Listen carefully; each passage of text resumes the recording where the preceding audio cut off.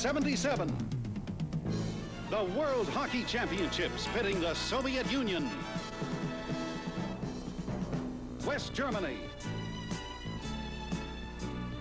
Sweden, Finland, Czechoslovakia, the USA, Romania, and Canada in a battle for world hockey supremacy. Vienna 77, brought to you by Carling O'Keefe Breweries and General Motors of Canada Limited. This is the one the world watches.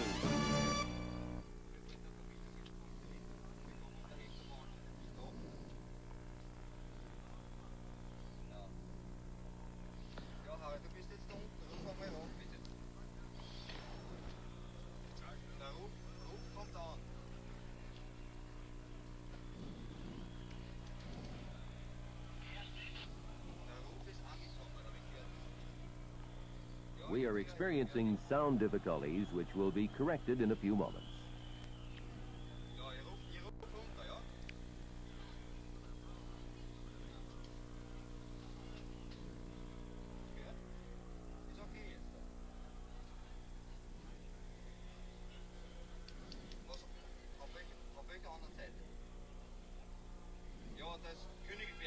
We are experiencing sound difficulties which will be corrected in a few moments.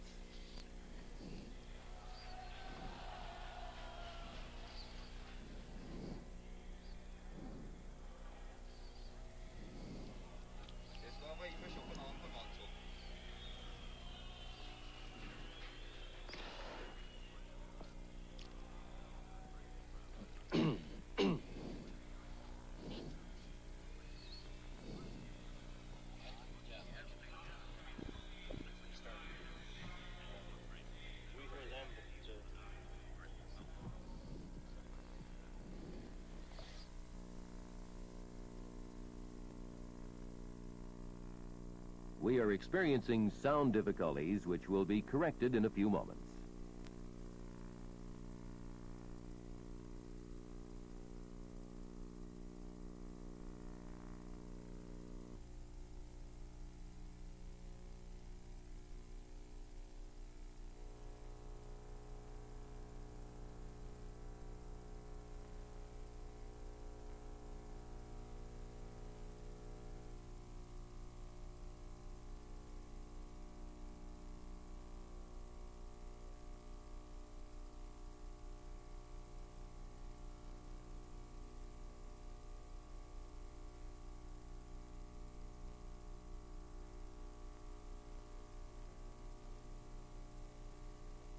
We are experiencing sound difficulties which will be corrected in a few moments.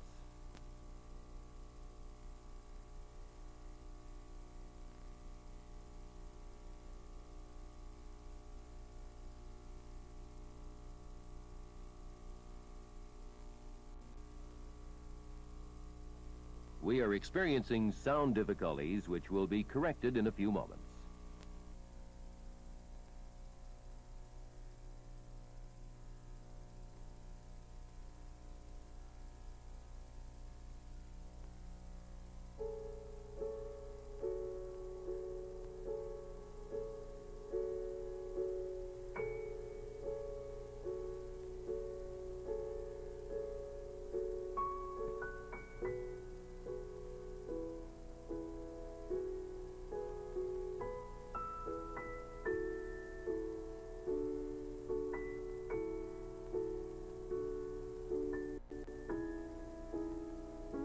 We are experiencing sound difficulties which will be corrected in a few moments.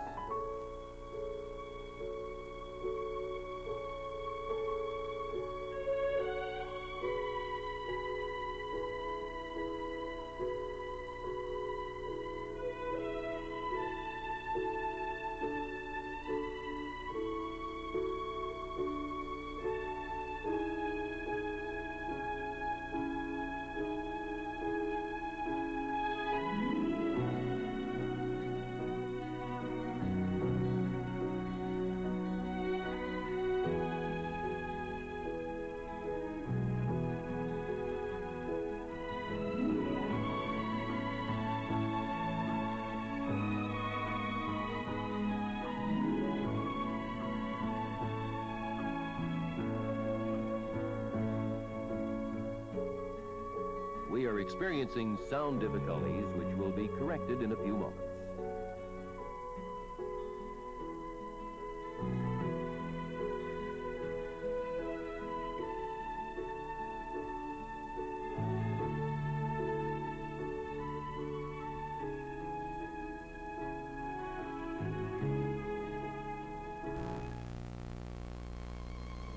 Pontiac wants to put a little sizzle into your life, because with the right car in your hands, the act of driving can be one of the truly pleasant things you do each day. While designing cars for an ever-changing world, Pontiac hasn't forgotten their obligation to bring you automobiles that incorporate the comforts and qualities you desire without compromising design. That's what we refer to as sizzle. Pontiac sizzle, the distinctive Pontiac touch. Ask your Pontiac dealer to show you some. It comes in the Grand Prix, Firebird, Sunbird, Le Mans Sport Coupe, and the all-new family-sized Parisienne. If you love to drive or would like to experience the sizzle real soon, ask your Pontiac dealer for a test drive. Put a little sizzle into your life. Nobody's got it like Pontiac's got it.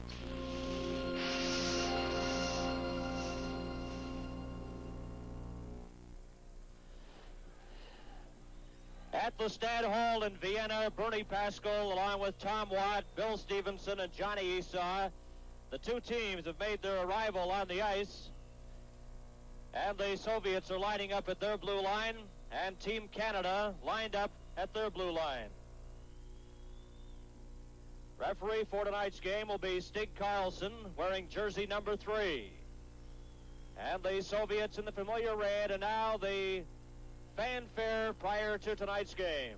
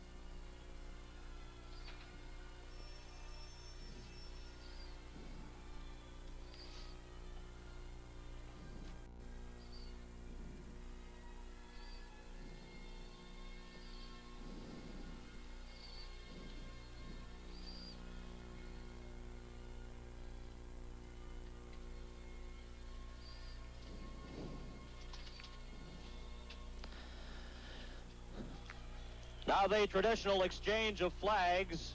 Number 13 of the Soviet Union is Mikhailov, and the captain of Team Canada, Phil Esposito, at center ice with Mikhailov.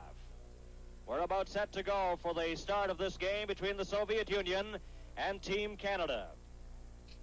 This is World Championship Hockey on CTV. I've been driving for Carling O'Keefe now for the last 6 years. Driving a truck doesn't make me an expert on beer, but being around Carling O'Keefe sure has taught me a lot. For instance, this load I'm hauling is a result of a lot of good things. Take the ingredients that go into it. Carling O'Keefe try to buy the best hops, malt, and barley available. Then, too, there are the people who brew our beer. They're proud of their work. And when it comes to brewmasters, guys like Bob are tops. Their word is it. No compromises, no shortcuts. Good beer takes time and attention.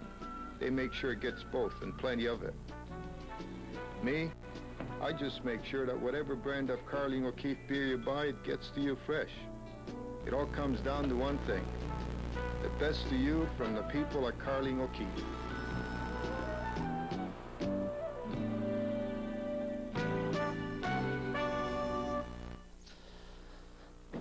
Welcome back to the Stad Hall in Vienna, Austria.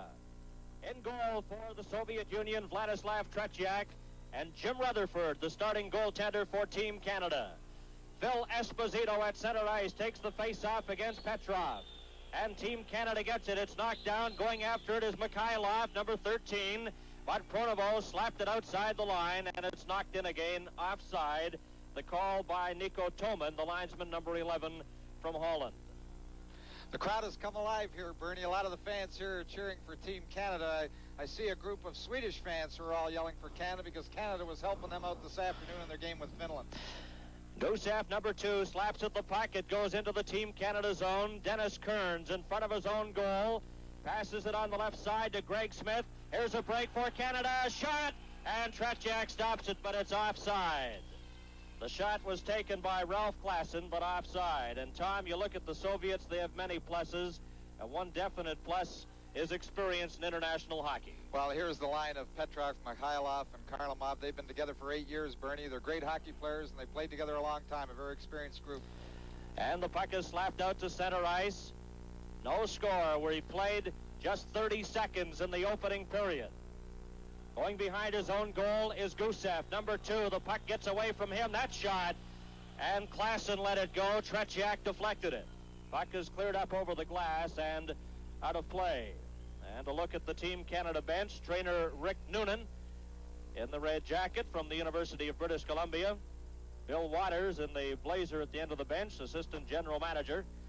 The face-off will be to Tretiak's left, just inside the Soviet blue line. Pierre LaRouche, number 16, at center now for this face-off. Slaps it over to Vale, and he's taken out of the play by Babanov. Babanov clears it up on the left side. A chance for Shadrin. He goes after the loose puck and is checked, and Rutherford out of the net, off the boards, and the puck is cleared to Paymont. Paymont can't get out. Here's a chance for Maltsev in front, and it just goes wide of the Team Canada net. Dropped back. Babanov at the point, tries to get it. Cleared in front. Soviet player Maltsev had it bounce away from him, and Luchenko just clears it to center ice to Yakushev. Up on the right side, going over the line is Maltsev. Into the corner, and he's squeezed out of the play by Phil Russell. Russell is number 23. Puck in behind the Team Canada net. Russell brings it out up on the right side, coming to center ice, and he backhands it right to Tretiak, and he smothers the puck and holds on for a whistle. One thing that might be unfamiliar to Canadian fans, Bernie, is the fact that Team Canada, every one of the players is forced in international competition here, the World's Championships, to wear helmets, and we're not used to seeing them all with helmets, but it's a rule we had to work with. So all of the players, they're a little unfamiliar with wearing the helmets, but they must wear them in this tournament. And we played 1 minute and 35 seconds in the opening period. There's no score. The puck is back to the line, kept in by Vadnais, and his shot just missed the net. Team Canada in the Soviet zone. The puck is slapped along the boards. McAdam gets it, clears it in front, and the Soviets break back. Coming out on the left side is number 8. That's Kapustin. Over the line, fires the shot. Rutherford holds it against the meshing. And we'll see the Soviets, Tom, in units of 5, and they change quite frequently, and it's pretty well all the time units of 5 on the changes. Yes, not only do they go on the same rotation, but the same defense combinations always play with the same forward line. Shots on goal up to this point. Canada has outshot the Soviets 2-0, but there is no score. Both teams are at full strength. The puck taken by Dallas Smith. Backhands it into the Soviet corner. Vasiliev, number 6, lost it. Team Canada up with it. McAdam lets it go. That went sailing in front of the net. Puck is overskated. Here's McAdam in the corner for Canada, and he's checked. Referee tonight, number 3, is Stig Carlson. Dallas Smith's weak shot is knocked down, and the Soviets come back. Balderas, number 26, over the line, and his shot goes sailing over the Team Canada net. McAdam tries to get the puck loose. He falls. Kept inside the Team Canada line, finally held against the boards, then slapped down the ice into the Soviet zone. And going back is Pervukin, but it's over 3 lines, and it's icing against Team Canada. Well, there we see the Soviet coach Boris Kalagin and the trainer as the Soviets players come to the bench. They have 3 coaches with their team, Kalagin being the head coach, with Loktev being one of his assistants, an old Soviet hockey player. Back to the live action. The puck is cleared back to the line. There's a shot, and Rutherford steers that into the corner. Soviet player number 13, Mikhailov, is checked. Harlamov, number 17, as the Team Canada player tied up. Walt McKechnie went after the puck, and it's cleared over to Sagankov.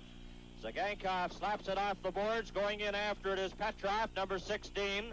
But Karel Vadnais gets there first. Clears it in behind the net. Greg Smith then slaps it over to Rod Gilbert. Puck is back to the line. There's a shot, and Rutherford juggles it, and the puck goes loose. McKechnie, number 11, checked by Harlamov. Soviets keep the pressure on. Into the corner, and it's intercepted by Greg Smith as he stole the puck from Petrov. No score. We're in the first period. Soviets keep it in. Gusev's shot, and Rutherford this time holds on for the face-off. Well, Bernie, Johnny Wilson is using his fourth line. He had Raj Gilbert, Walt McKechnie, and he's moved Rick Hampton up, who is normally a defenseman, although he has experience as a forward, but he's played defense in most of the previous games, using the fourth line, trying to get the fresh legs against this Soviet hockey club. Face-off will be to Jim Rutherford's right. Both teams are at full strength. Phil Esposito, number 77, will take this face-off against number 19, Shadrin. And the puck goes to Dennis Kearns in behind his own goal. Over to Russell. Russell tries to get it out. It's stolen by Maltsev at the side. And Yakashev just had it knocked off his stick. Phil Russell inside his own blue line. Clears it off the boards into the Soviet zone. Pronovo goes in after it. And there's a whistle. This is World Championship Hockey on CTV. You're a kind of beer, you're a great tasting beer. Say O.B. when the gang is all here. You're the beer we praise, the one we raise. When good fun and good friends are near. You're our frosty mug, you're a little fragile. It's O.B. for you and me. Just say O.B. for a fresh kind of pleasure. O.B. and just say O.B. And from the face-off, the puck is taken back to Phil Russell. A pass up on the right side. Over the line, Esposito is robbed by Tretiak. Esposito deflected that shot, but Tretiak robbed him. There's no score. Bobanov over to Luchenko. Pronovo checks him, and Pronovo falls. And he covers up the puck long enough for a whistle.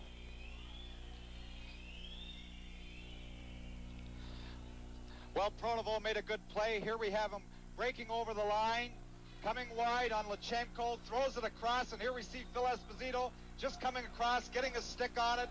Tretiak goes down, gets a piece of it, stops the puck as it goes wide of the net, but a close call for Phil Esposito. We've played 4 minutes and 45 seconds. In the opening period, there's no score. Pierre LaRouche out there at center now, clears the puck over to Eric Vale, and Rod Gilbert was checked. Or that's Wilf Paymont. Puck slapped out by Balderas. Here's a break going over the lines. Looked off in front, and Rutherford covers up. Big save by Jimmy Rutherford. Well, Jimmy Rutherford made a great save there. Zhluktov, who came in from the side, breaks down the side with the puck, slides it across. Here we have Kapustin moving. Rutherford coming across the net. Kapustin can't get all the wood on it. Makes the save as it goes under his pad. Face off to the right of the Team Canada net. Back to the line. There's a shot. And Vasiliev let that go over the top of the Team Canada net. Puck is slapped out to center ice. A race for it. And back there is number 12, Pervukin. Pervukin feeds that pass to Zhluktov. He's checked by Pierre LaRouche. And going back inside his own line, Pervukin. Passes over to Vasiliev, and he goes in behind his own goal. A pass right up the middle for Shalamov on the right side, and the puck just failed to get to Zhluktov, but carrying on is Kapustin. And Team Canada's Eric Vale to Pierre LaRouche. There's a shot, and Tretiak deflects that high and out of play. A reminder, the telecast of this game is presented solely for the interest of our viewers. And from Vienna, World Championship Hockey.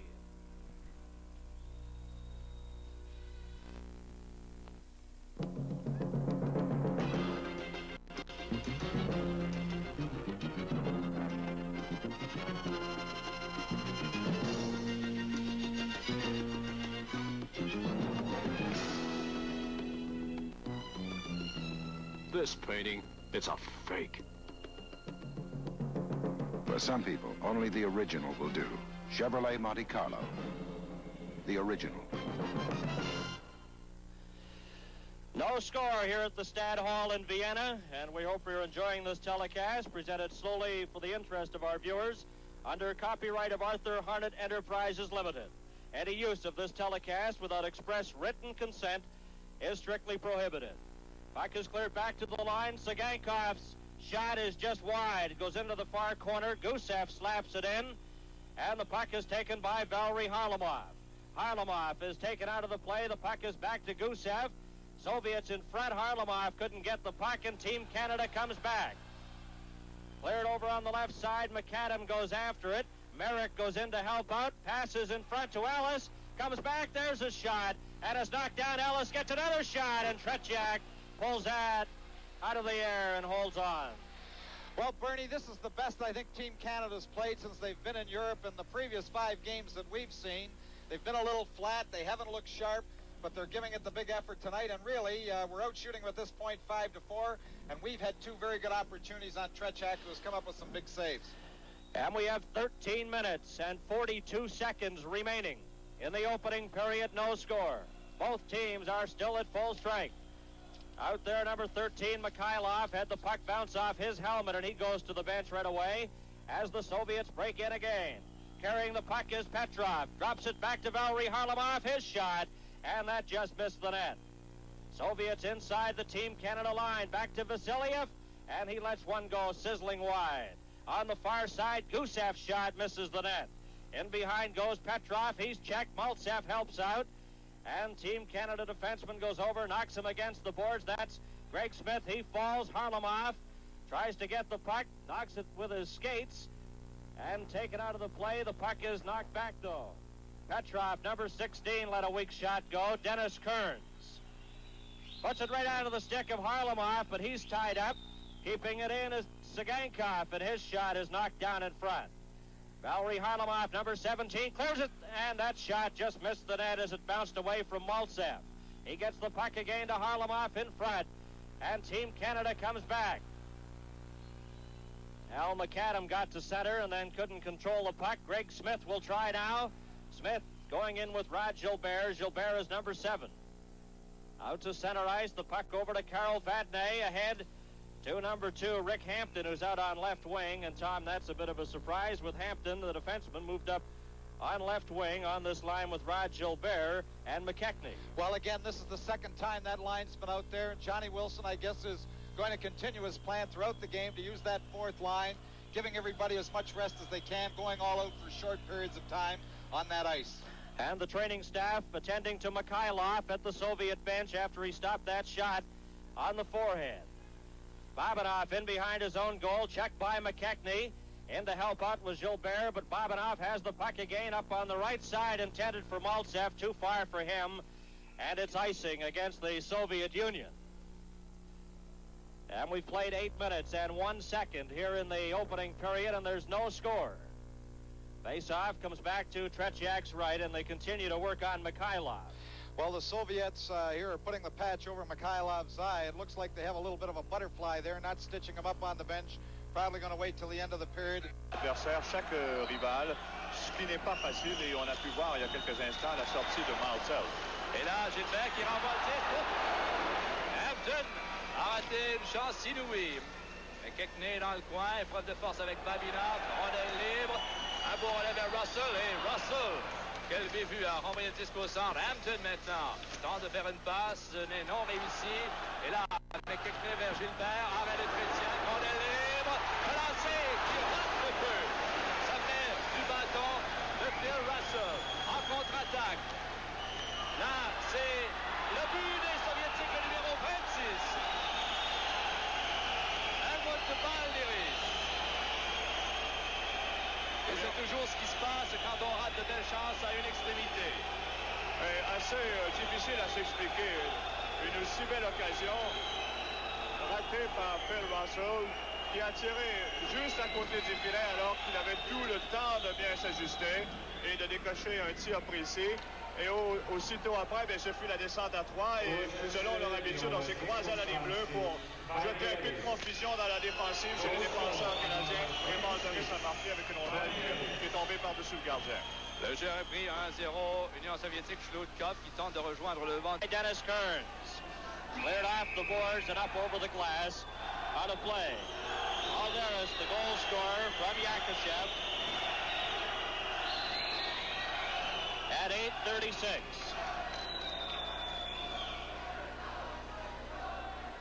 I understand we've been having transmission problems with our French feed being carried momentarily on the English network of CTV, but I think now we have that problem rectified, as you can appreciate, with many telecasts originating from the Stade Hall going to several countries. There could be several problems. Puck is taken in over the line. Kern slaps it out to center ice, and the Soviet Union, on a goal by Balderas, are leading 1-0.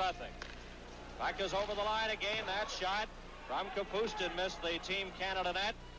Slapped out by Ralph Klassen to Phil Esposito. He tried to feed Pronovo, and the Soviets break it up. Over to Balderas. He's knocked against the boards, and the puck inside the Soviet line, and back for it is Vasiliev, number 6. A lead pass on the left wing goes Luktov, and the puck was stolen from him by Dennis Kearns. Kearns, a lead pass for Phil Esposito. Esposito to the Soviet line and over, going in with Pronovo, and they're forced to go back onside as the puck was knocked over the blue line. Carried on this time by Vadney. Right to Vasiliev. And number 6 of the Soviet Union, Vasiliev, clears at the center. Brought right back in again by Vadney. He was taken out of the play. And the puck cleared down the ice right towards goaltender Rutherford and through the crease, so there's no icing. Greg Smith slaps it off the boards. Soviet player up with it. He's spun around. That's Harlamov. Here's Greg Smith, spun around, and he loses the puck. And Team Canada gets it again. Paymon up on the left side, too far for Esposito. And back for it is Vasiliev. Inside the Soviet side of center, a pass on the right wing. Petrov to the line and over. Pass in front, and just failing to get a stick on it was Mikhailov. Vadney in the corner, watched by Harlamov. The Soviets won, and Team Canada nothing. Vail clears it outside the line. LaRouche on the far side to Paymont, back to LaRouche. And Harlamov broke that up. Harlamov brings it back. A pass on the left side. Stopped at center by LaRouche, ahead to Paymont. He runs into Gusev. Vadney gives it to Pierre LaRouche. He lost it. Coming back over the line is Mikhailov. Drops it. There's a shot. And it deflected off Vadney. And they score on the rebound. Well, that was just tough luck. The puck was shot over top of the net. It hit behind Jimmy Rutherford. Took a bounce off the glass, which incidentally is quite alive here. Here we have the Soviet player dropping the puck to Petrov. Petrov lets the shot go. It deflects over top of the net. Here we see the puck bouncing back over top of the net. Harlamov standing right in front. Shoots it by Rutherford. From Vienna, this is World Championship Hockey. You're looking good. I think that you Look good, darling. I don't care. Ooh, you look so good. Buick Century, looking good with a spirited, smooth-performing V6 that's reliable and practical in the Buick tradition. Here's luxury, ride, and quality that spans time and distance and comfort. Buick Century, you're looking real good. Play just underway. The puck inside the Soviet line. Kearns moves towards the front of the net. Puck is taken there by Merrick. Merrick slaps at it. Tretiak makes the stop, and back come the Soviets. Luchenko clears it outside his own blue line. The Soviet Union on goals by Balderas and Harlamov are leading 2-0. And we have 7 minutes and 57 seconds remaining in the opening period. Mikhailov was stopped as he fed the puck ahead to Zluktov. Now Babanov, number 4, will try. He gives it to Mikhailov, circling inside his own line. Up on the right side, Kapustin, and Rutherford comes way out of the net. And he gives it up to Phil Russell. Russell to McKechnie, ahead. Over the line goes Rod Gilbert to Rick Hampton. And Hampton's knocked off the play. The puck is cleared over the glass by Vadney and out of play.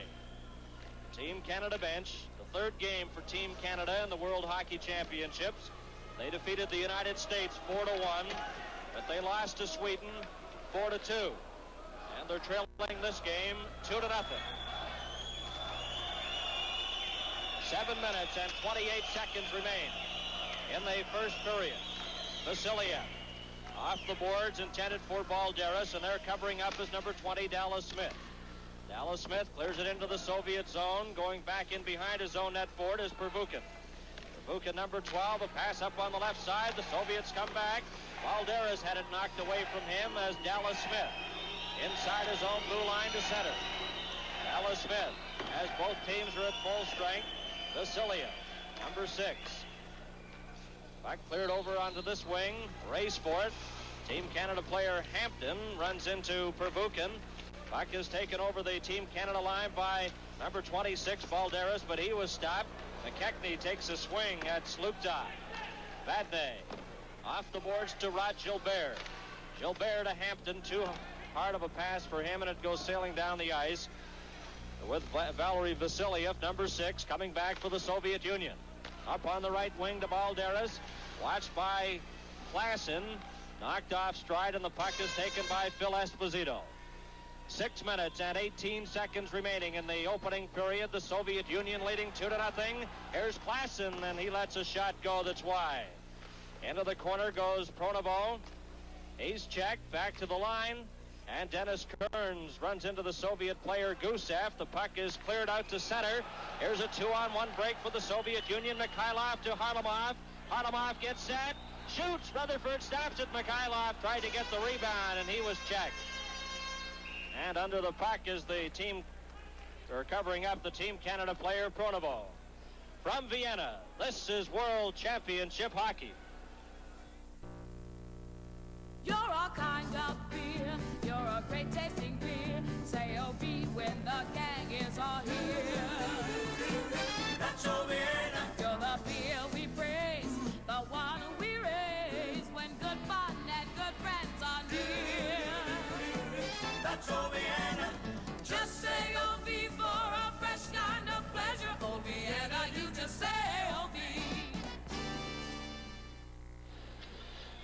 Injured player John Pronovo just shaken up a little on that last play behind the Team Canada net, but he goes over to the bench under his own steam.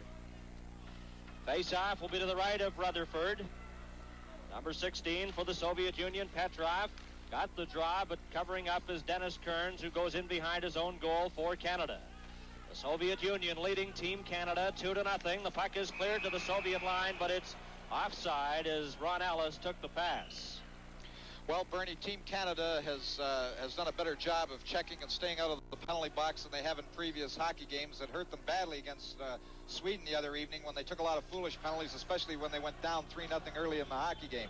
But so far, there hasn't been a penalty called in the game, and we have 5 minutes and 38 seconds remaining. So we've stayed out of the box tonight. Face-off inside the Team Canada line. Greg Smith runs into the Soviet player. That was Shadrin, but going back in behind the net is Maltsev. There's a shot from the side to score. Yakashev tapped it in as he was covered by Greg Smith, but somehow got his stick on the puck at the side of the net. Well, Maltsev really did all the work for that goal. Here we see Maltsev in the corner, moving right around the net, takes his time, throws it right out in front. Here we have Yakashev.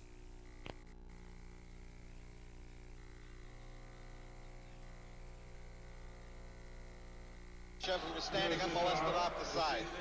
Yakashev sneaking in behind the Team Canada defenseman Greg Smith. And as Tom mentioned, Smith got there just a second too late as Yakashev had sent the puck under Jim Rutherford, and the Soviet Union leads 3-0. And we have 5 minutes and 23 seconds remaining here in the opening period. Babanov clears the puck, circling around center ice. Mikhailov. Soviet Union at full strength. Yakashev had the puck bounce away from him. Goes over the line, and the players hold it there for a whistle. Balderas from Yakashev at 8:36, the first goal. Harlamov from Petrov at 11:09 was the second goal. And Yakashev getting that last goal at 14:32. And Maltsev assisting on the third Soviet Union goal. Pervukin at his own blue line, drops it into Vasiliev. And Vasiliev over to an open wing, but there to pick it up is Balderas, number 26. He has scored one of the Soviet goals. He was checked by Pierre LaRouche, and he's looking for the official. Vasiliev then clears it, hit the Soviet player's skate, and back in after it is Kapustin, number 8, gives it to Zlukhtov. Zlukhtov tries to backhand it over. LaRouche stopped him. Here comes Esposito into LaRouche, and he failed to get it. Oh, and Vasiliev almost shot it right on his own net. Just hit the mesh behind. Zlukhtov, number 22 for the Soviet Union. Up on the left side, it stopped. Backhanded in. Vasiliev knocks it down. Going after it is Bale. Vadnais has it. In front. Drop back. Bale gets a weak shot. Vadnais deflects it. Over to Bale again. And he's spun around. Gets the puck over momentarily. Then he's checked. And the puck is brought back inside the Team Canada line. Russell runs into the Soviet player, but Russell falls. This is Balderas. He's stopped. LaRouche goes after the puck, left it there for Russell. Russell over on the far side to McAdam. He overskated it. And the puck is knocked outside the blue line. Balderas gives it right to Al McAdam. McAdam to Russell. Russell tried to feed it in front. The Soviet players, Zlukhtov, knocked it down. Kearns tried to feed a pass over. It's taken by Mikhailov.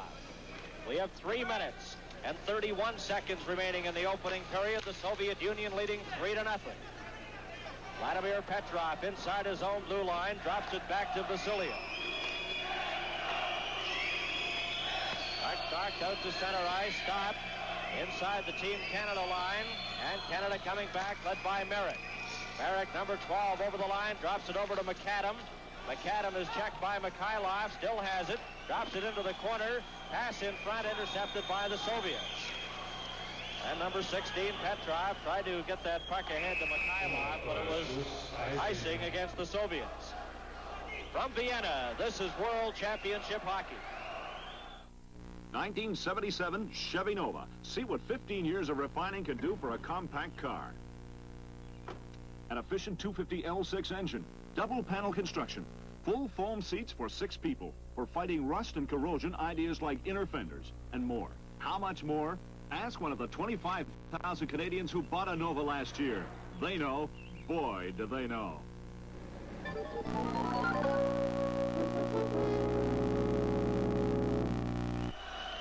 2 minutes and 57 seconds remaining in the opening period. The puck cleared out to center ice, and the Soviet Union leading by a score of 3-0. Balderas, Harlamov, and Yakishev have been the goal scorers here in the opening period. Greg Smith clears the puck into the Soviet zone. Gusev fires it right back out. Vadnais slapped away at it. Valery Harlamov, number 17 for the Soviet Union. Puck was knocked away. McKechnie now has it for Team Canada. Drops it back to Vadnais. Vadnais circling to the right of Rutherford, ahead to McKechnie, and he deflects it down the ice. This will be icing, and brought back to the right of Jimmy Rutherford. Babanov, number 4, one of the great young defensemen of the Soviet Union, heading out. Number 16 is Petrov, and number 7 is Sagankov. Number 2, the veteran defenseman Alexander Gusev, who has one of the hardest, most accurate shots on the Soviet Union hockey team.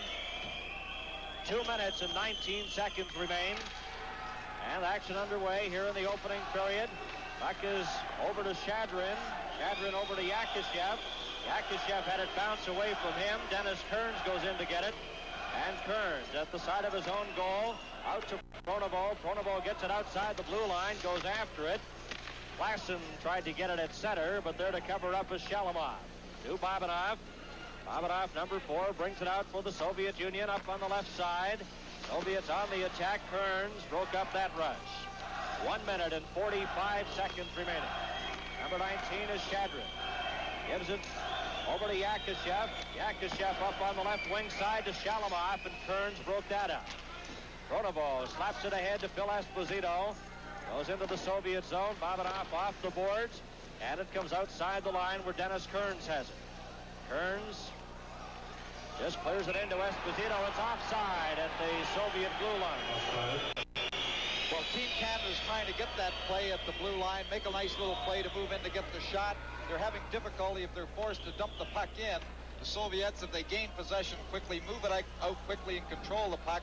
And it does little to Team Canada if they're going to continue to dump the puck in just into the corner, because once that Soviet team gains possession in there, they don't give it up easily. 1 minute and 23 seconds remaining. Soviet Union leading 3-0. And both teams at full strength. Dallas Smith. He lost it momentarily, gets it again ahead to Eric Vale, and Vale clears it down the ice. Vasiliev in front of his own goal, a long pass on the far side intended for Shalamov, broken up by Karel Vadnais. Vadnais had it fed over to Paymont, who in turn lost it to Shlukhtov, and the Soviet Union brings it back over the line again, and then it was slapped out all the way down the ice. Vervukin with 51 seconds remaining. Number 26 is Balderas, leads the pass over. Over the line goes Kapustin, a pass in front, and it's broken up by Vadnais. 39 seconds remaining in the opening period. Back comes Team Canada. Dallas Smith clears it in way wide of the Soviet goal. In after it goes the Soviet player Vasiliev. He's tied up at the side. And Tretiak was knocked out, and the Team Canada player couldn't get a shot. As there's a mix-up in the corner, Vasiliev and Paymont are holding on to each other, exchanging a few glances and words, but that's about the extent of it. Icing is the call against the Soviet Union. Well, there we have Valery Vasiliev, and he's one of the hitters on the Soviet club. Probably the best body checker they have of all their defensemen, and he doesn't mind mixing it. And he took Paymont pretty hard into the boards after the play was made coming out of the corner. Vladislav Tretiak will be 25 years old tomorrow. He's been playing with the national team for 8 years. And what a performer he's been for the Soviet Union, and he's kept Team Canada off the scoreboard in this game.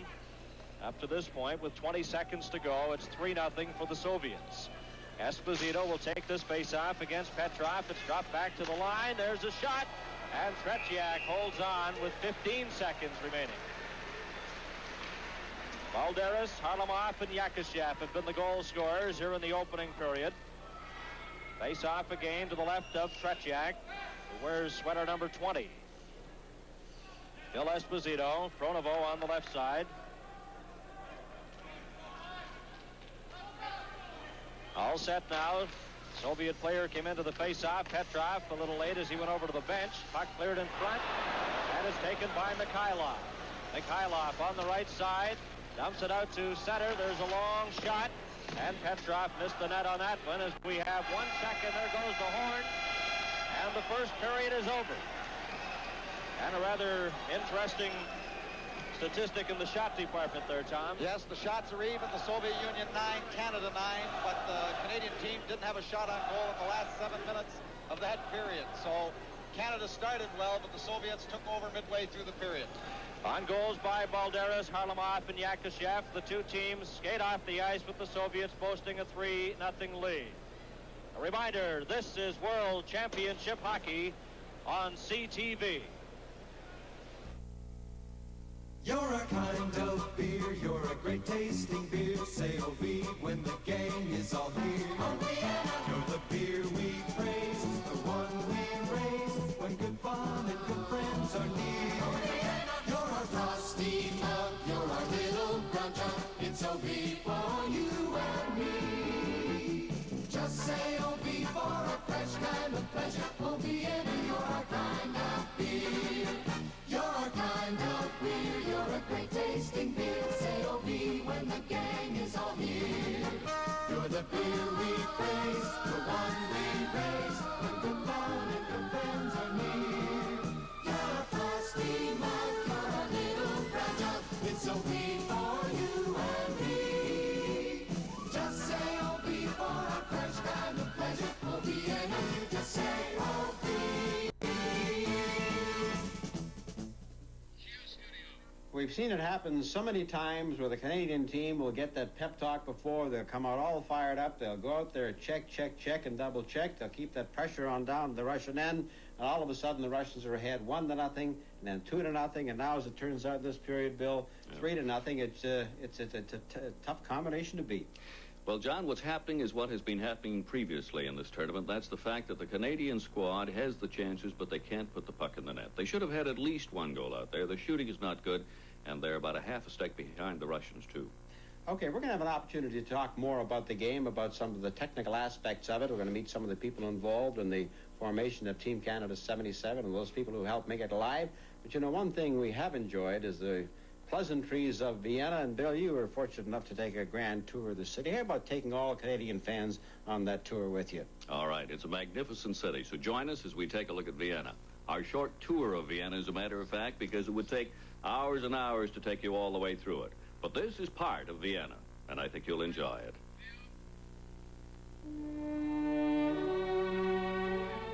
Ideally, the praises of Vienna should be sung rather than written. And the song should be about this city of the muses, this capital of music, or as they say in Vienna, Stadt der Lieder, the city of song. The charm of the old city, 2,500 years old, one of the 23 districts that make up this natural center of Europe, peopled by 1,800,000 inhabitants. Hero Square, part of the Imperial Palace. The statues are of Prince Eugene Savoy and Archduke Charles, who was hailed as a conqueror of Napoleon. The Hofburg Imperial Palace, one-time residence of the ruling Habsburgers, and an outstanding example of Baroque architecture.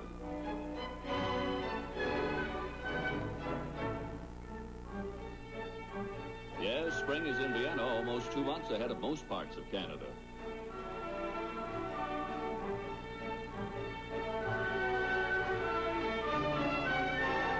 The tourists congregate at the famous clock at Vienna's Hoher Markt at 12 noon.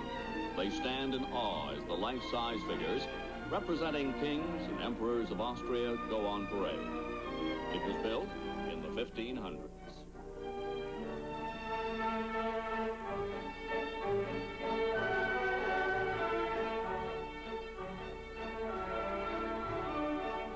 Now, the monument of the Waltz King, Johann Strauss, outside the Waltz Palace, where concerts and waltzing, naturally, take place in the open air. Vienna is not only a city of music. One of Beethoven's 32 houses, all located in and around the wine village of Grinzing on the city's outskirts. Nearly deaf, Beethoven played his piano so loudly he was forced by his neighbors into making most of his moves.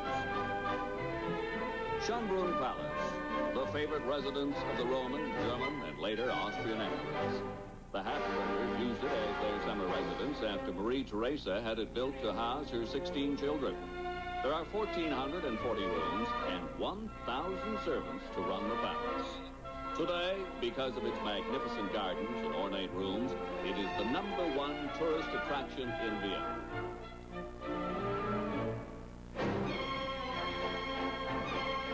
The Viennese feel that their city and its music will soften the heart of the most hard-boiled cynic or sophisticated cosmopolitan.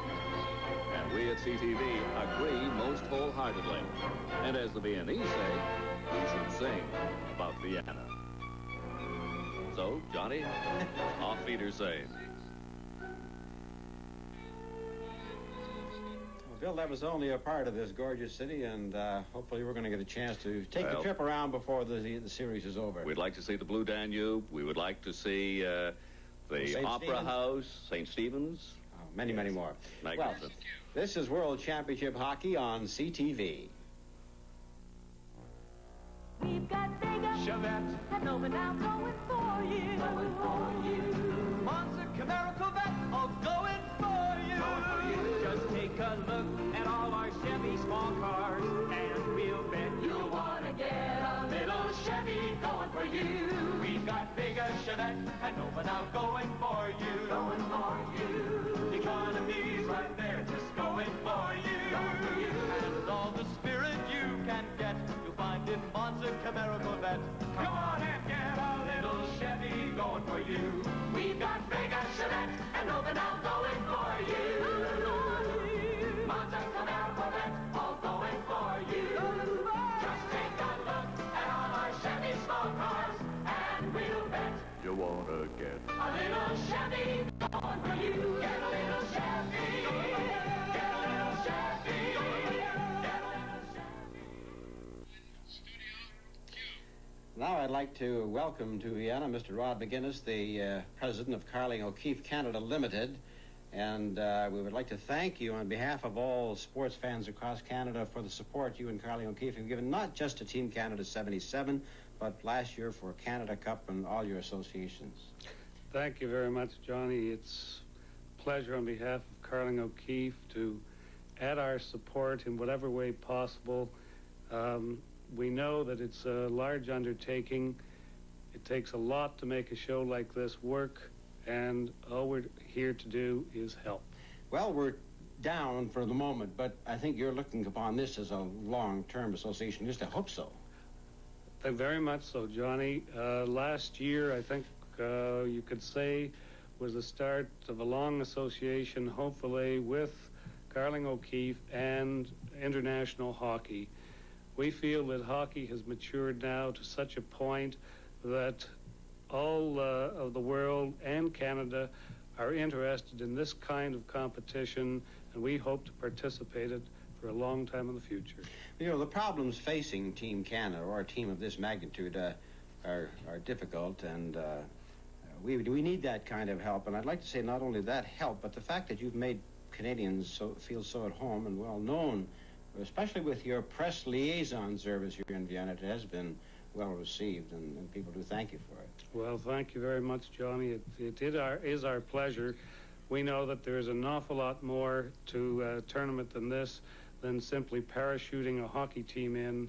There's a lot of work goes behind it, and if someone doesn't do it, the job doesn't get done. We're glad to participate. Well, I know the hockey people thank you. You know that because you're with them. What's the reaction from the man on the street, the people, the real hockey fans, the guy who buys the tickets?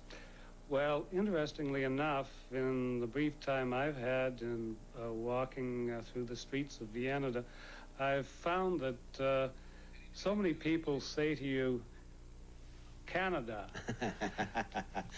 They look and see that maple leaf. They look and see that maple leaf. That's correct. Well, that's wonderful. I'm glad. And we're very pleased with the reception. Okay, thank you very much for dropping by, Rod McGinnis.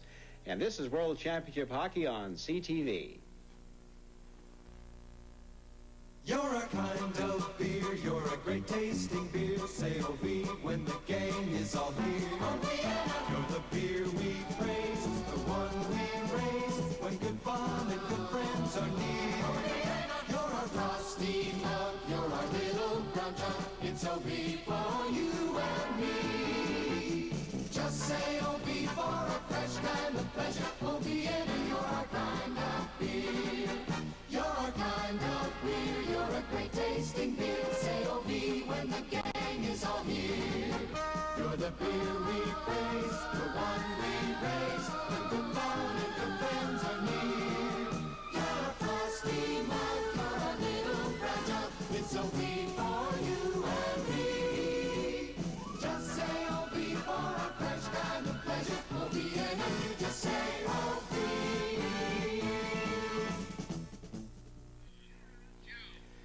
And so the first period is over. Canada is trailing by a score of 3-0, and the reasons why that, of course, is a 3-0 gap at this point. I think on play, as Tom Watt pointed out, it was all even on shots on goal at 9-9, but as is usually the case, we're usually coming from behind, struggling.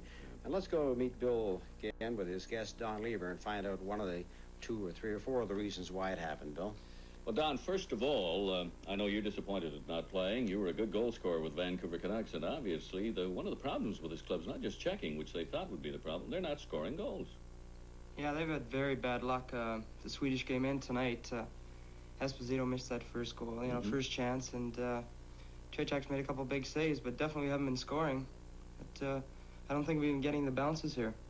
Well, it's all right to say I've been getting the bounces down, but, the club just has not been shooting that well. It doesn't seem to be either. Well, they seem to be under a lot of pressure here. They're worried about what's going on back home, what the public is thinking of them, and, there's just, they've been behind the 8 ball since they got over here, and I think they're just really finding the pressures too much over here. Do you think they've got any chance to come back in this game, being down as they are now, 3-0 down? Well, you never give up, and I'm certainly, if I was there or any one of us were there, you'd never give up. Hopefully we'll get a few breaks, and if we can chip away and get one, and they don't get any, get 1 or 2, we can be back in the ballgame. Well, you say chip away. Do you have to start playing or keep playing type defensive hockey, or do you have to be behind 3-0 now, open up and just let her go? Either get back in this hockey game or lose 6 or 7-0. You can't open up against the Russians because they're a skating hockey club, and what you don't want to do with them is try and, skate with them. You have to take the body and interfere with them a lot. You start skating, and they're going to do things with the puck. So they just have to do the same thing, go up and down, and, you know, a little more body contact, a little more forechecking, I would think. Okay, well, thank you very much, Don Laver. We'll be back to you just a little later, but let's go upstairs now to Tom and Bernie. Okay, Bill, the opening goal was scored by Balderas, and Tom, we look at a couple of the scoring highlights in that opening period. Well, here's Alexander Yakashev. He comes down, cuts across the middle. He could give the puck to Shadron, but he throws it to Balderas on his forehand. And actually, Jimmy Rutherford got a piece of that puck, but it went up over top and into the net. Here we have the second goal. Petrov's shot, it was really unfortunate, it was deflected over the net. And we see Harlamov standing off the side, and he just jams it by Rutherford. But that was unfortunate because Team Canada was playing well at that point. The puck going over the net. The back glass here is very alive. The puck came back over top of Jimmy Rutherford's shoulder and just landed right on top of the stick. Here we have again one of the greatest hockey players. Well, here we're seeing the second shot. Petrov, again, there's the deflection over the net. Bounds off the glass. There it is, coming right on the side. You'll never get an easier goal than that. That was 11:09 of the second period, and Yakashev scored on this play. Here's Maltsev. The Canadian defense was sleeping a little bit. Throws it right across the front. They left Yakashev all by himself, and he just jammed it by Rutherford very quickly. But Maltsev had all kinds of time to get the puck in the corner, go around the net, throw it right out in front to Yakashev. Here he is again. When there's no Canadian defenseman here, he has time, takes it behind. There we have the Canadian defenseman losing track of Yakashev at the end, and he just jams it right by Rutherford for the third goal. Had the young defenseman Greg Smith there. Had Yakashev sneak in behind him. Now let's go back to Johnny Esau in our studio. You can't bounce that puck straight off the boards, but you could off the glass, and it turned out to be a goal. This is World Championship Hockey on CTV.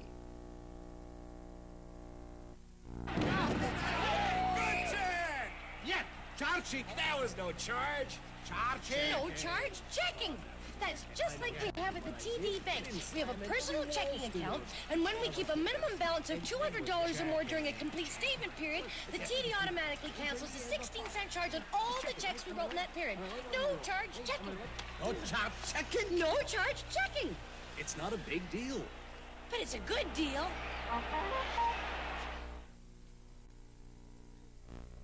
Ever wonder why Planters mixed nuts cost more than a bargain brand? Let me show you. Take the peanuts out of both tins. Then weigh the cashews, filberts, almonds, and Brazil nuts that are left. Bargain brand, Planters.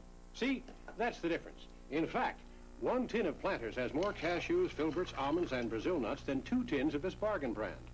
There are lots of bargains. There's only one Planters. Second period just underway, and Dennis Kearns has the puck to the side of his own net, forced to go back into the corner after it. The Soviet Union leading 3-0. Both teams start the second period at full strength. We have not had a penalty in the game so far. In behind the net goes Smith. He's checked. Esposito goes in to help out, and they hold it long enough for a whistle. Well, one of the interesting things about European and international arenas is the amount of space behind the net. 13 feet from the goal line to the backboards, and that gives a lot of room for defensemen to handle the puck, and they throw it against the boards. The Soviets do a very good job throwing it from side to side. That extra 3 feet gives you a lot of room to move that puck behind the net. Pierre LaRouche will take this face-off against Shadron, number 19. Puck is knocked back. Yakashev is spun around by Paymont, and Batney has the puck. He stops. Shadron gets it again for the Soviet Union. Yakashev into the corner. Bumps with Badney. Maltsev feeds it in front to Shadron. Back to the line to Luchenko. Luchenko right in front. Here's a chance. There's a penalty coming up, the first of the game against Team Canada. Puck is cleared.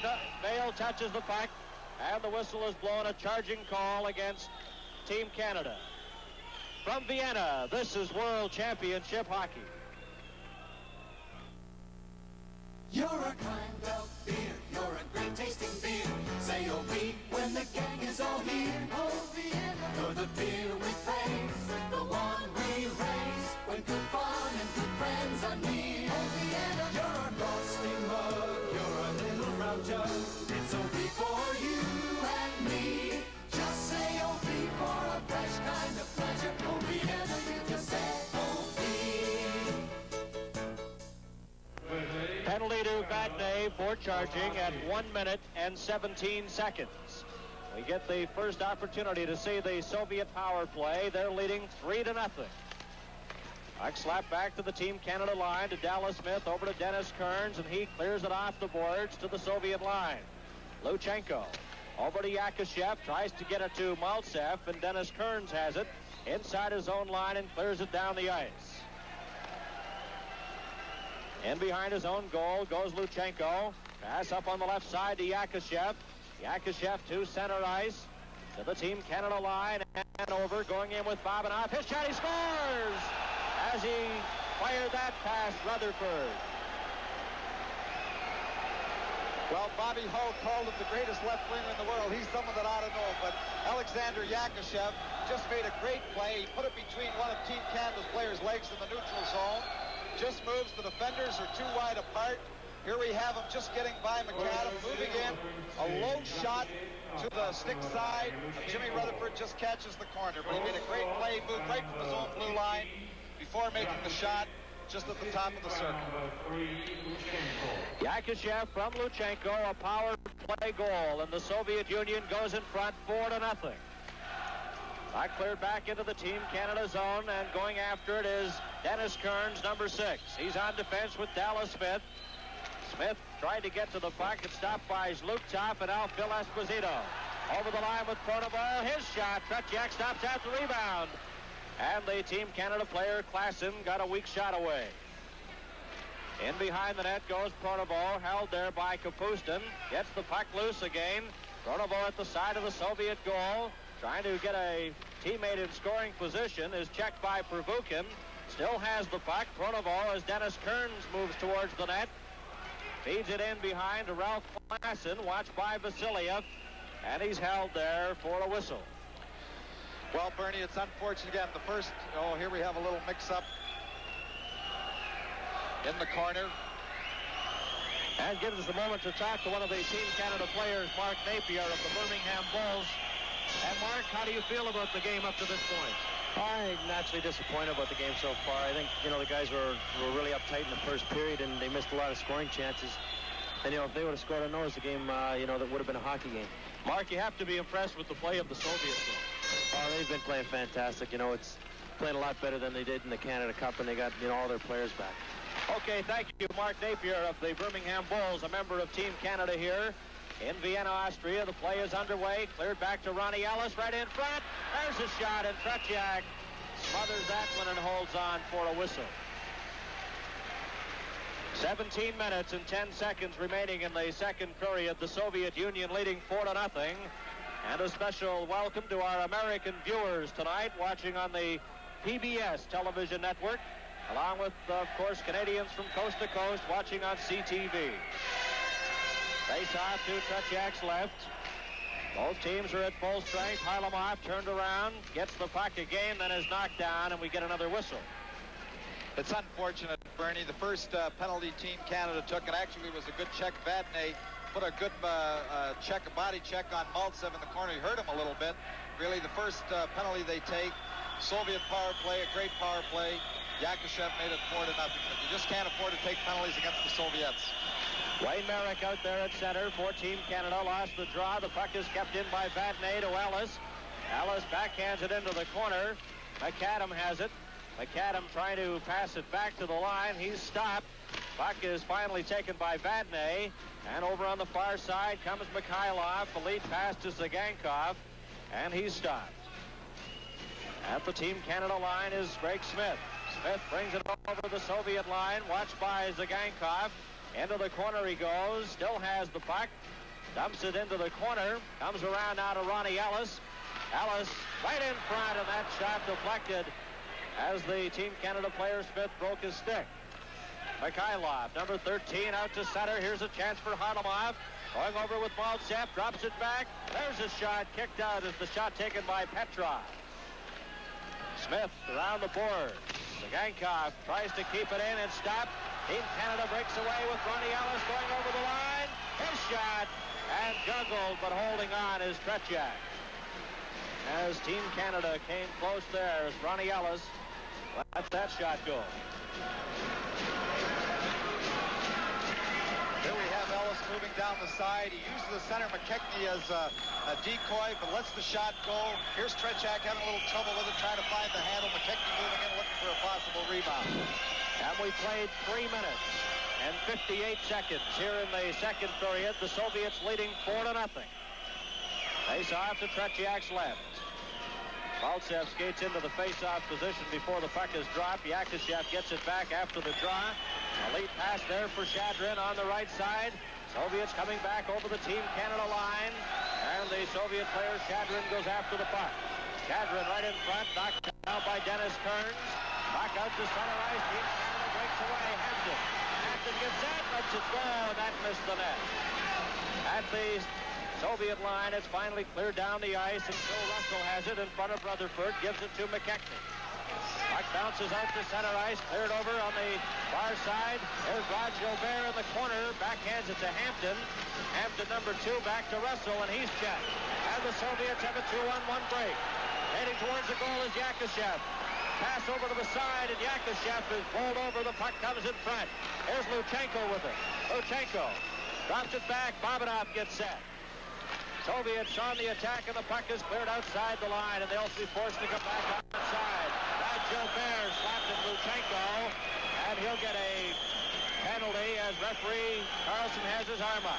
Bobinov with Tretiak on the bench for the extra attacker, and the puck is cleared over the line. Delayed penalty coming up to Team Canada. Soviet net is empty. Tretiak on the bench for the extra man for Vukin.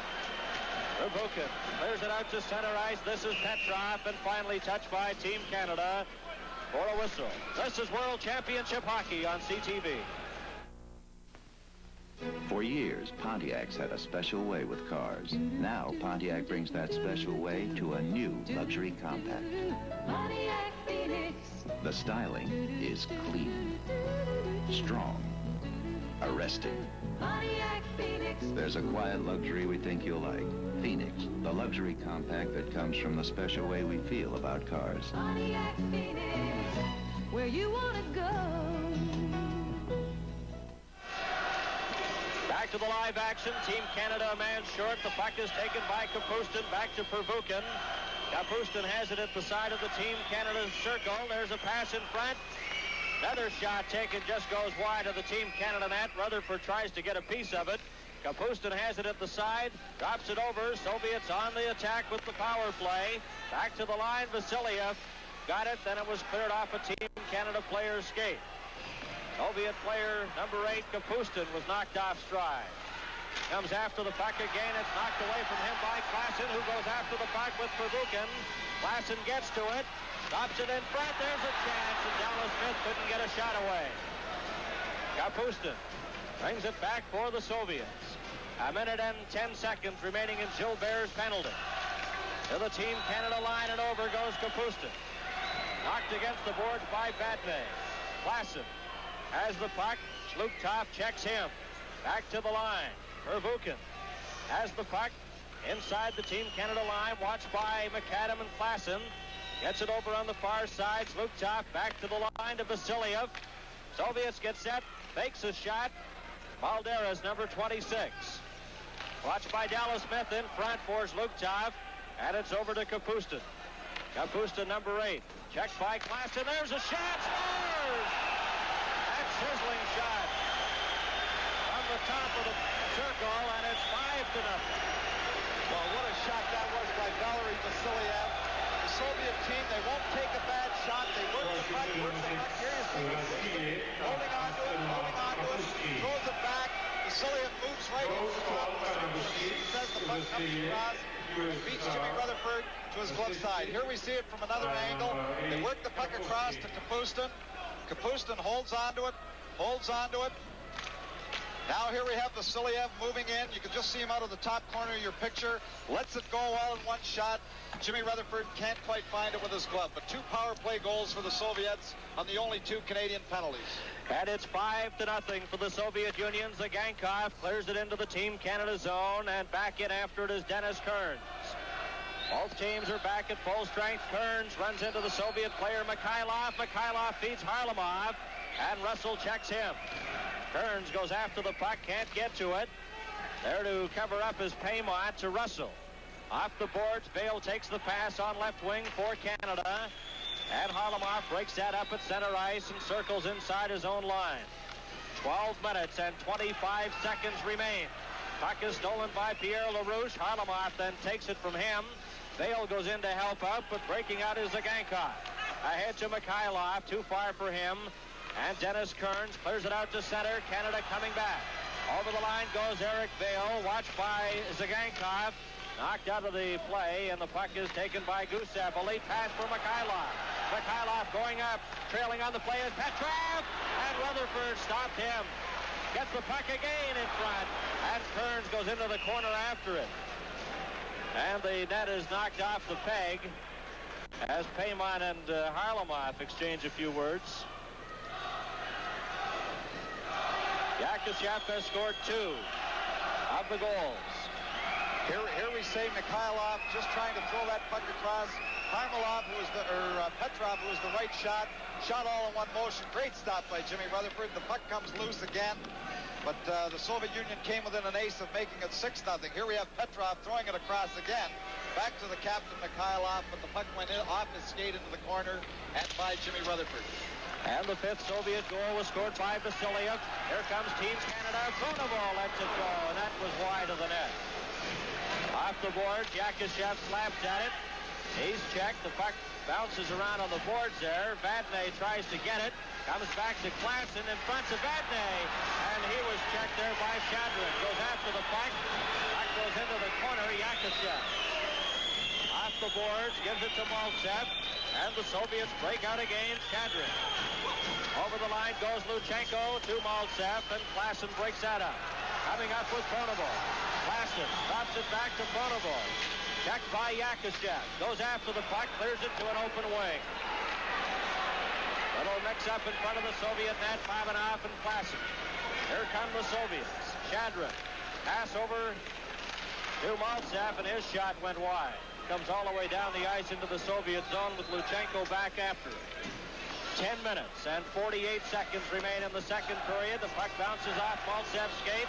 Luptop carries on, and he's stopped by Karel Vadnais. Vadnais off the boards, trying to get it out, goes after the puck again. There's it to the center line, over to Esposito, and it bounced away from him. Yakashev cleared it right to the Team Canada player Esposito, and he drops it into Vadnais over to the far side. Stolen, here's a chance for the Soviets right in front. Valderas scores! Valderas set up all alone in front of the net, and it's 6-0. Well, actually, the puck was stopped. Team Canada trying to move that puck out quickly. It was trapped inside. Here we have them trying to move it. Goes back. Canadian defender throws it across. Trying to move it out just a little too fast. It's stopped by Valderas, by the Soviet player. Ahead to Valderas, takes his time, moves around Jimmy Rutherford, puts it in the top above the sprawling Rutherford. From Vienna, this is World Championship Hockey. Excuse me, is this your Chevette? Yes. I'm thinking of getting into a smaller car. What do you like best about it? What do I like best about it? The way it looks, I guess. I really think it's a sharp-looking little car. Would you recommend it? Yeah, I used to have a little... This outperforms quite a bit. They're also rust protected right from the factory. They got inner fenders, stuff like that. They're built against rust.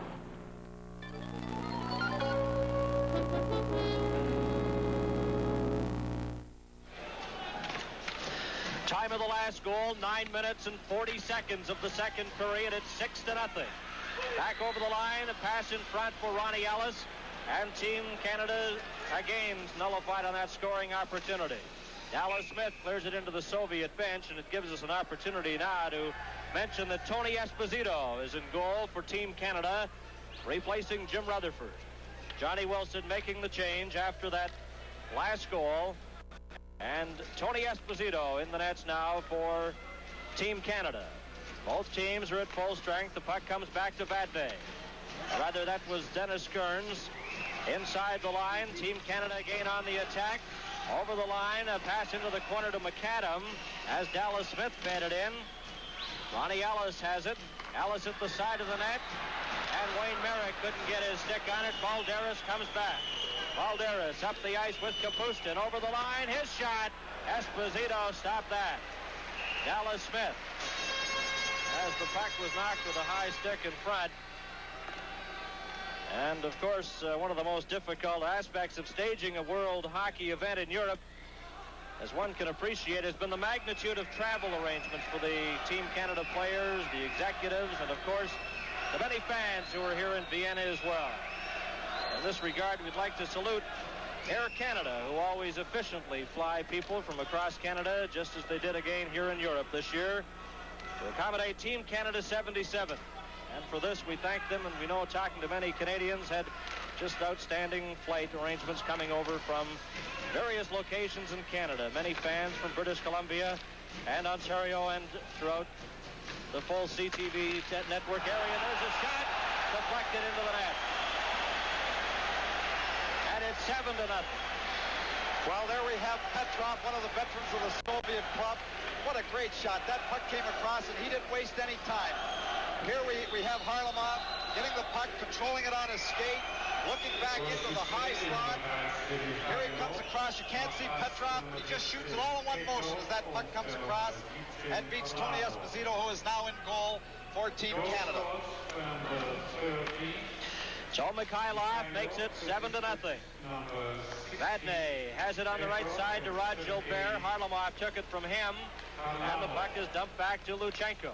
Gilbert tried to get a piece of him. Petrov breaks over the line to Harlamov, and his shot goes high and out of play behind the Team Canada net. Well, the Soviet club are completely dominating this period. Team Canada's only had 3 shots on goal up until this point with 9 minutes remaining in the second period. They've only had 3 shots in this period, and they're going to have to mount some kind of offense. They're behind 7-0. They've got to get some shots on goal to try and get back in this hockey game. 9 minutes and 4 seconds remaining in the second period.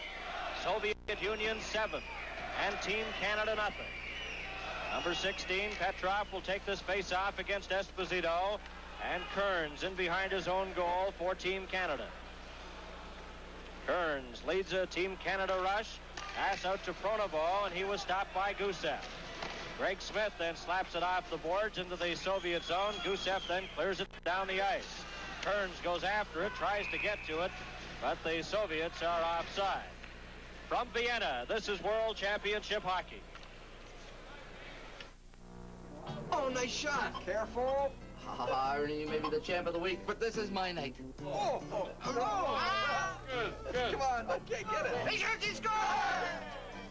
Ernie, you're a great puck handler. Hey. Now let's see how you handle an easy drinking O'Keefe. Guys, here's to last week's champ. Here's to the new champ, and here's to you with O'Keefe. Now, that's okay. See the nicest people around here, you know. Easy drinking O'Keefe. Play just underway here at the Stad Hall in Vienna, Austria. In behind the net goes Yakashev, stopped by Pronovo, and then Babanov checks him. There to pick up the puck is Shadrin. He stopped, gets it again, coming out on the right side. Yakashev on left wing. Pass over to Yakashev. He drops it back, and Luchenko's shot was stopped by Tony Esposito. At the side of the net is Maltsev. He's stopped by Dennis Kearns. A pass in front, he scores! Yakashev makes it 8-0. Well, Yakashev, he didn't have to do as much work on there. Maltsev again for the second time. We have Maltsev controlling the puck, working out against Dennis Kearns, moving around behind the net, fighting on the stick, moves right around, throws it across in front. Yakashev takes his time, puts it over the glove hand of Tony Esposito. But again, Maltsev doing a lot of work for Yakashev's goal. And the time of the goal, 11 minutes and 53 seconds. 8-0 for the Soviet Union. Vadnais brings the puck back ahead to LaRouche. He stopped, gets it again. Yakashev goes after it, and it's slapped down the ice into the Team Canada zone. It'll be icing as it crosses the red goal line, and the face-off brought back into the Soviet end. And we have Mark Napier still up in the booth with us. And Mark, it's amazing how the Soviets have pulled away here. I think Team Canada's kind of let up, but I think you might see a lot of sticking, a lot of hitting in the next period and a half, in case they meet them again, like in the playoffs. You know, Mark, I'm surprised too. Team Canada have changed their game plan completely. They're staying out of the penalty box, and that's something they weren't doing in previous games. Well, you know, with this team, you have to take the man at all times, and, you know, when you do take the man, you're going to take penalties. And I think that's a big thing. A lot of give and goes have, you know, resulted in goals, and we're just not playing tough enough. And, Mark, I think you have to agree the players have a great deal of respect for the Soviet Union. Yeah, you know, it's tough playing a team that, you know, the best players in Canada, you know, just barely beat in '72, and, you know, gave them a tough time in the World Cup tournament. And, you know, we know we're not the best players in Canada by a long shot, and we just, you know, have to go mostly on spirit. Mark, you a little disappointed you're not in this lineup against the Soviets? I was very disappointed, you know, not making. I think, you know, they might have thought they wanted experience or something. You know, I really can't say why I didn't make it. They haven't talked to me about anything, but, you know, maybe next year I'll have to get 75 goals, and maybe I'll make it. Thank you very much, Mark Napier. And, of course, Mark had 60 goals this season with Birmingham of the World Hockey Association. And an outstanding young hockey player, and no doubt we'll hear a great deal of Mark Napier of Birmingham of the WHA. And he's up in the booth with us watching this game here at the Stade Hall in Vienna as the Soviets lead 8-0. 6 minutes and 48 seconds remaining in the second period. And the puck goes into the corner, and again it's icing against the Soviet Union. This is the third game of the tournament for Team Canada. They have 1 win and 1 loss. And the Soviet Union's third game, they have 2 consecutive victories, 11-6 over Finland and 10-0 over Germany. Yakashev scoring the last goal. And it's 8-0. Face off to Tretiak's left. Dennis Kearns at the point out there on defense. Puck is taken by the Soviet player. Out at center ice is Kapustin. Then it bounced off his stick. Ronnie Ellis leads it in front to Merrick. Merrick tries to clear it over. Ellis goes in to get the loose puck. Pervukin checks him, and they hold it against the boards. And Yakashev has scored 3 of the 8 goals tonight for the Soviet Union. 6 minutes and 25 seconds remaining. A shot of the Soviet bench, number 26, Balderas. He has 2 goals. Number 8 is Kapustin. And Boris Kalagin, the head coach of the Soviet Union. Red square, as Frank Orr calls him. Just checking his teeth there. I'm sure he must be a pretty pleased man at this point. Face off to the left of Tretiak. And Pronovo assisted out to the dressing room at the end behind Tony Esposito, and he's gone for repairs. Puck dropped to the line. Dennis Kearns lets it go, and Tretiak, the puck goes loose. He didn't see it. And the Soviets break right back. Kearns has it, though, at center ice. Kearns fires it in right on goal. Tretiak makes the save and covers up. With 6 minutes and 11 seconds remaining. Well, there we have Tretiak, and any time the Team Canada has mounted a little offense, there he's been. He's got the shutout to this point. He's played a very good hockey game. Team Canada hasn't tested him all that much, especially in the second period, but when he's been called upon, he's made the stop. Puck comes back to Vadnais. He gets set for a shot, is spun around, and the puck just goes sailing to Tretiak, and he slapped it into the corner. After it is Petrov. Cleared outside the line. Harlamov goes after it, tried to get it to Mikhailov, but it's McKechnie. Backhands it into the corner. Rod Gilbert is stopped and spun around by Petrov. Goes after the puck again. Petrov has him tied up. Puck comes in front and slapped back into the corner where Gusev has it. Gusev out to Harlamov. Dropped it back to Sagankov. Over to Harlamov. He's going over the line with Mikhailov. A shot, and that went sailing over the top of the net wide. And all the way out to center ice, Gusev gives it to number 16, Petrov. Up on the left wing side is Mikhailov. He circles back to his own blue line and inside. 5 minutes and 18 seconds remaining in the second period. Both teams remaining at full strength here. Yakashev over the line. Got by Gilbert. And the puck is slapped to the blue line and finally out. Petrov drops it back to Gusev. Watched by McKechnie. Over to Petrov, and the Soviets leading 8-0. Gusev. Yakushev circles up on the right side, takes the pass. Stopped by Greg Smith, but carrying on. Soviet player Harlamov tries to come in front, and he's stopped. And it's taken by Karl Vatne. Vatne brings it back for Team Canada to Rod Gilbert. Gilbert over the line, and there to pick it up is Shadrin. Shadrin lead pass to Mikhailov, to Yakushev. Yakushev at the Team Canada line and forced to go back outside the line as his player Mikhailov was caught inside. 4 minutes and 18 seconds remaining now in the second period. Babanov drops it back. The Team Canada player in front is Paymont. Had it slapped away, goes after it. Paymont tries to get it back, and there to intercept is Maltsev. And Paymont runs into Babanov, and he's sprawled on the ice. This is World Championship hockey. Pontiac wants to put a little sizzle into your life. Pontiac offers all the qualities you look for in cars designed without compromise. That's sizzle. Pontiac sizzle. It comes with full-size Parisienne. More room this year for heads and hats, knees and feet, and luggage. Redesigned for a changing world. Get Pontiac Parisienne. Put a little sizzle into your life. Nobody's got it like Pontiac's got it.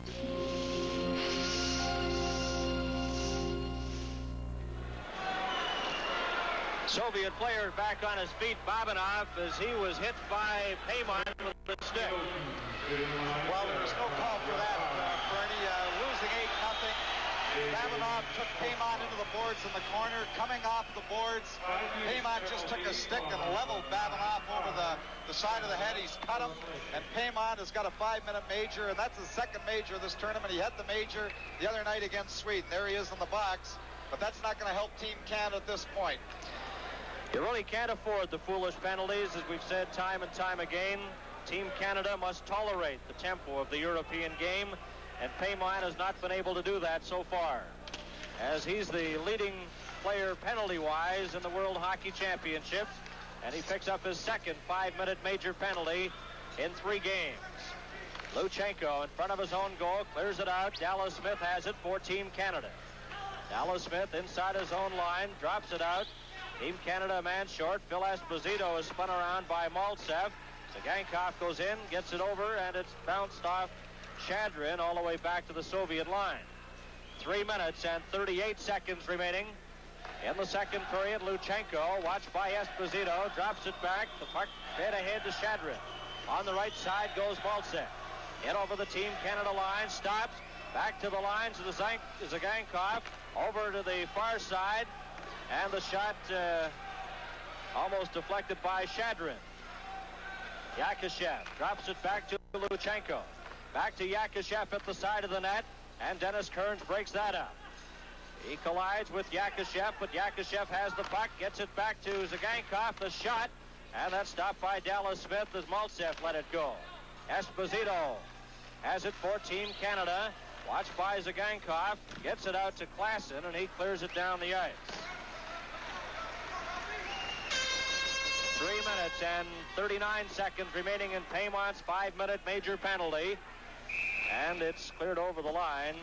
And it's icing against the Soviet Union with 2 minutes 42 seconds remaining in the second period. Well, there you see Paymont in the box, and on the previous 2 Team Canada penalties to Vatne and Gilbert, on both of them, the Soviet Union were able to score a goal. There you see the trainer and medical staff of the Soviet Union's club looking after the cut over top of Babanov's eye. That was the cut that resulted in the 5-minute major penalty being called against Team Canada. Yakushev has scored 3 of the goals. The puck is back to Vatne, and it's deflected wide. After it is Kapustin. Soviet Union 8 and Team Canada nothing. And we have 2 minutes and 29 seconds remaining in the second period. Power play out there for the Soviet Union. Now Pervukin will try, number 12, over on the right side to Kapustin. Kapustin going in with Baldera, spun around, and then the puck is taken by McAdam and cleared right to Tretiak. 2 minutes and 9 seconds remaining in the second period. And 2 minutes and 58 seconds remaining in the Team Canada penalty as McKechnie comes right in front of the goal and stopped by Tretiak on the short side. Zlotov, he stopped but gets the puck to Pervukin. Over to Vasiliev. Vasiliev had the puck bounce right towards goaltender Tretiak. McKechnie ties up the Soviet player, but breaking out now is Luktov. Luktov over to Vasiliev, in over the Team Canada line, back to Balderas. Balderas gets set, there's a shot, and it's knocked down by Rick Hampton. Valery Harlamov at the side of the goal, watched by Phil Russell. Soviets are on the power play. Vasiliev gets set, his shot, and Esposito kicks that out. Another shot from the side. Here's Harlamov getting set, and he can't fire it over the sprawl, Tony Esposito. Back comes Canada, 2-on-1. McKechnie going in with Hampton. Over to Hampton in front. Scores!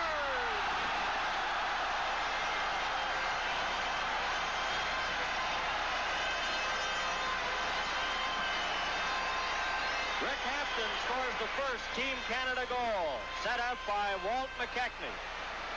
Well, McKechnie did all the work there, jamming it by the Soviet player in the neutral zone. Here we have Vadnais lifting it out. The Soviet defender loses possession at the blue line. McKechnie breaking down. The Soviets trying to get back. 2-on-1 of Vasiliev. Vasiliev takes McKechnie, but he manages to get it ahead to Hampton. Hampton jams it behind Tretiak to spoil his shutout, but they were scoring with being the man short. There we have Paymont still in the box. And a shorthanded goal by Rick Hampton from Walt McKechnie. And we have 1 minute and 12 seconds remaining. In the second period, it's 8-1 for the Soviets. Soviets still with the extra man out there. Valery Harlamov clears it inside his own line, and back after it is Petrov. Petrov. As we're into the final minute of the second period, the Soviets coming back, led by Mikhailov. Drops it back to Gusev, and it's knocked down by the Team Canada player Hampton. And the Soviets forced to go back for it again. 43 seconds remaining in the second period. Gusev. Pass to Valery Harlamov on the right side, checked by Ronnie Ellis. And it's Dennis Kearns inside his own line for Team Canada. And he clears it down the ice. Soviet players checked, over the line goes Esposito, and it's stopped by Tretiak. 24 seconds remaining. And the puck was advanced by Soviet goaltender Tretiak with his glove, and that was a good call by Stig Karlsson, the referee. Well, normally the official doesn't call that as a whistle unless he moves it ahead in a definite manner, and of course Tretiak did at that point. But Team Canada looking very good here when they're shorthanded. A little bit of burst here. The goal by Hampton, and then Phil Esposito getting a very good opportunity. The glove stop being made by Tretiak. And Will Paymont, a shot there a moment ago in the penalty box with 1 minute and 14 seconds remaining in his major penalty. Will Paymont, a native of Earlton, Ontario. His brother Rosie Paymont played in the NHL and also in the World Hockey Association. Penalty to Harlamov. Now they're just announcing that penalty now. We have 22 seconds remaining here in the second period. Esposito in front, and Tretiak stops that. 13 seconds remaining. Harlamov has been penalized. We haven't picked up the announcement, though. Zagankov is checked by Ralph Klassen. Puck goes into the corner. Gusev goes after it. Tries to get it out with 2 seconds. Out to center ice as the horn goes to end the second period of play. And Team Canada coming up with 1 goal in that second period. And the Soviets out shooting Team Canada 12-10. And Harlamov was penalized at 19:38. Yakashev has 3 of the Team Canada, the Soviet goals. From Vienna, this is World Championship Hockey.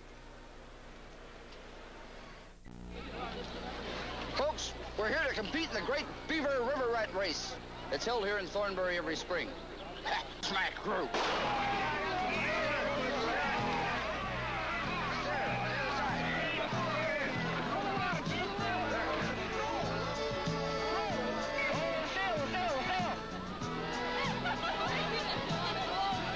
Listen, Dan.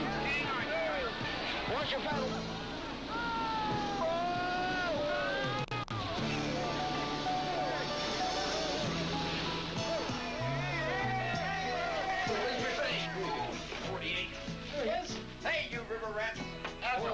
How you feeling?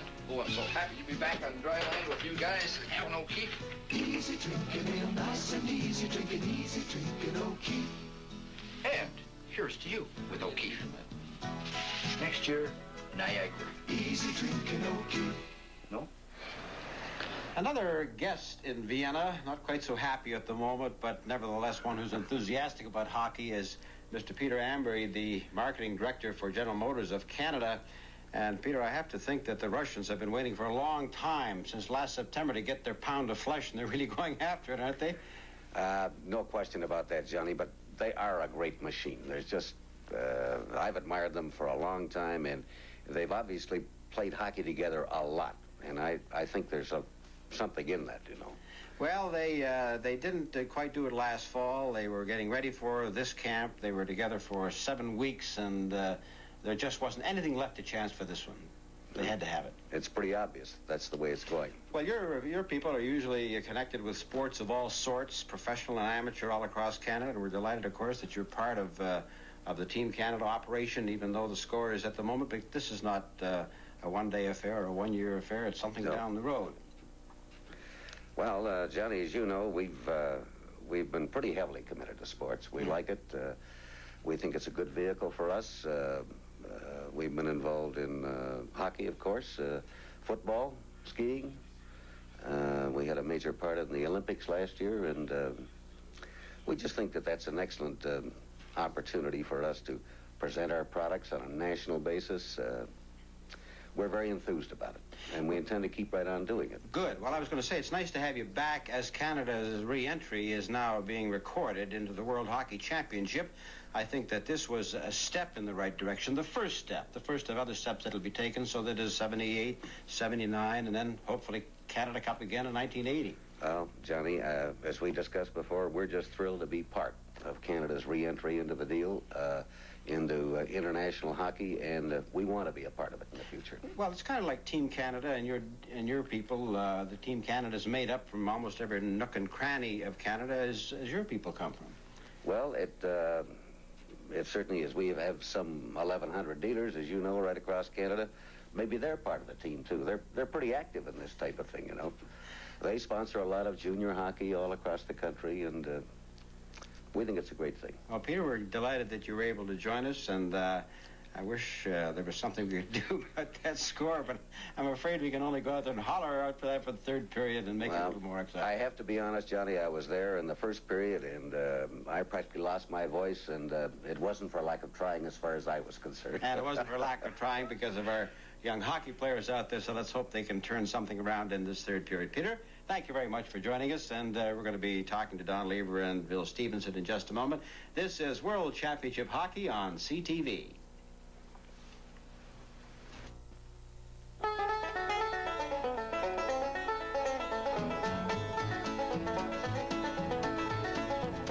Find the people who can handle a tough job fast, and chances are you'll find Chevy trucks.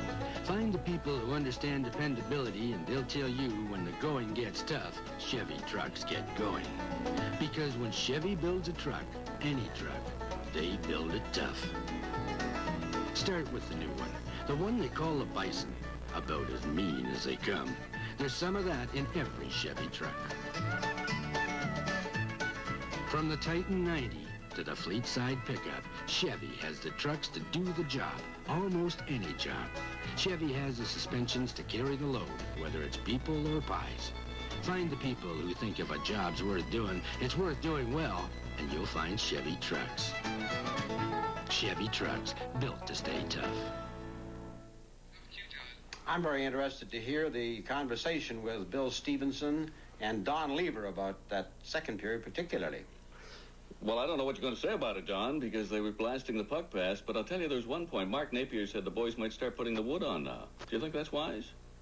Well, you know, it's just frustration right now. They had 2 penalties and 2 goals, 5-0. They're very frustrated, and you can see them. They're just, you know, they're 3 steps behind now, and I feel for them. I'll bet you do. Don, you're a member of the Black Sheep group. Now, these are the 10 players that were cut, the Black Sheep. You're going to have a look at the sweaters the Black Sheep wore in just a moment. But Mark Napier took a bit of a shot at the club. In other words, there's no doubt about it. He thought he got a bad shot when he was not kept on the team. Are there a number of players, including yourself, who feel that the team was not selected wisely? Well, they've got enough problems as it is right now, and I don't want to start too many, but definitely, you know, there's an ego thing involved and a lot of pride involved, and I think all 10 of us probably would, you know, think that we belong on the team, but, you know, Johnny Wilson and Derek Holmes chose the team, and there's nothing we can do about it, and, well, you know, we're very hurt about it, you know. Well, I can understand that. If you're an athlete, you're bound to feel that way. But it's rather interesting. The 10 Black Sheep came walking into a team dinner that took place last night. And Don, show us the sweaters you wore, will you? This is Glenn Sharpley's. He wanted me to bring this one because he wanted his parents or whatever to know that he was... That he was actually here? Over here, yeah. We got Canada on the back. Now, tell us what happened when all of you walked in, marched in. All the rest of the regular players who were playing are there now. They're eating their dinner. And in late walked the 10 Black Sheep. What happened? Well, we just were in single file, and the wives and ourselves, we had the sweaters, and we just waltzed in about 15 minutes late. I guess they didn't think we were going to show, but they were down, and we figured we would give them a little bit of a laugh, and we thought that would help them a little bit spirit-wise because they lack it, and you know, and they're very tight, and we got a laugh out of it, so we were pretty happy about it, and we just didn't want them to know, or not to think that we were unhappy about the situation. We wanted them to know we were behind them 100%. I hear you got a standing ovation. Yeah, we did. Not bad, huh? The cameras missed us. We had to go back in again. for a second try? Yeah. All right. Now, let's talk. One question that's been raised here, and I'd like to ask you about, is the fact that having wives over here hurts the team, that it's not a good thing. My wife. I won't tell your wife, by the way. Yeah. She's here. I don't.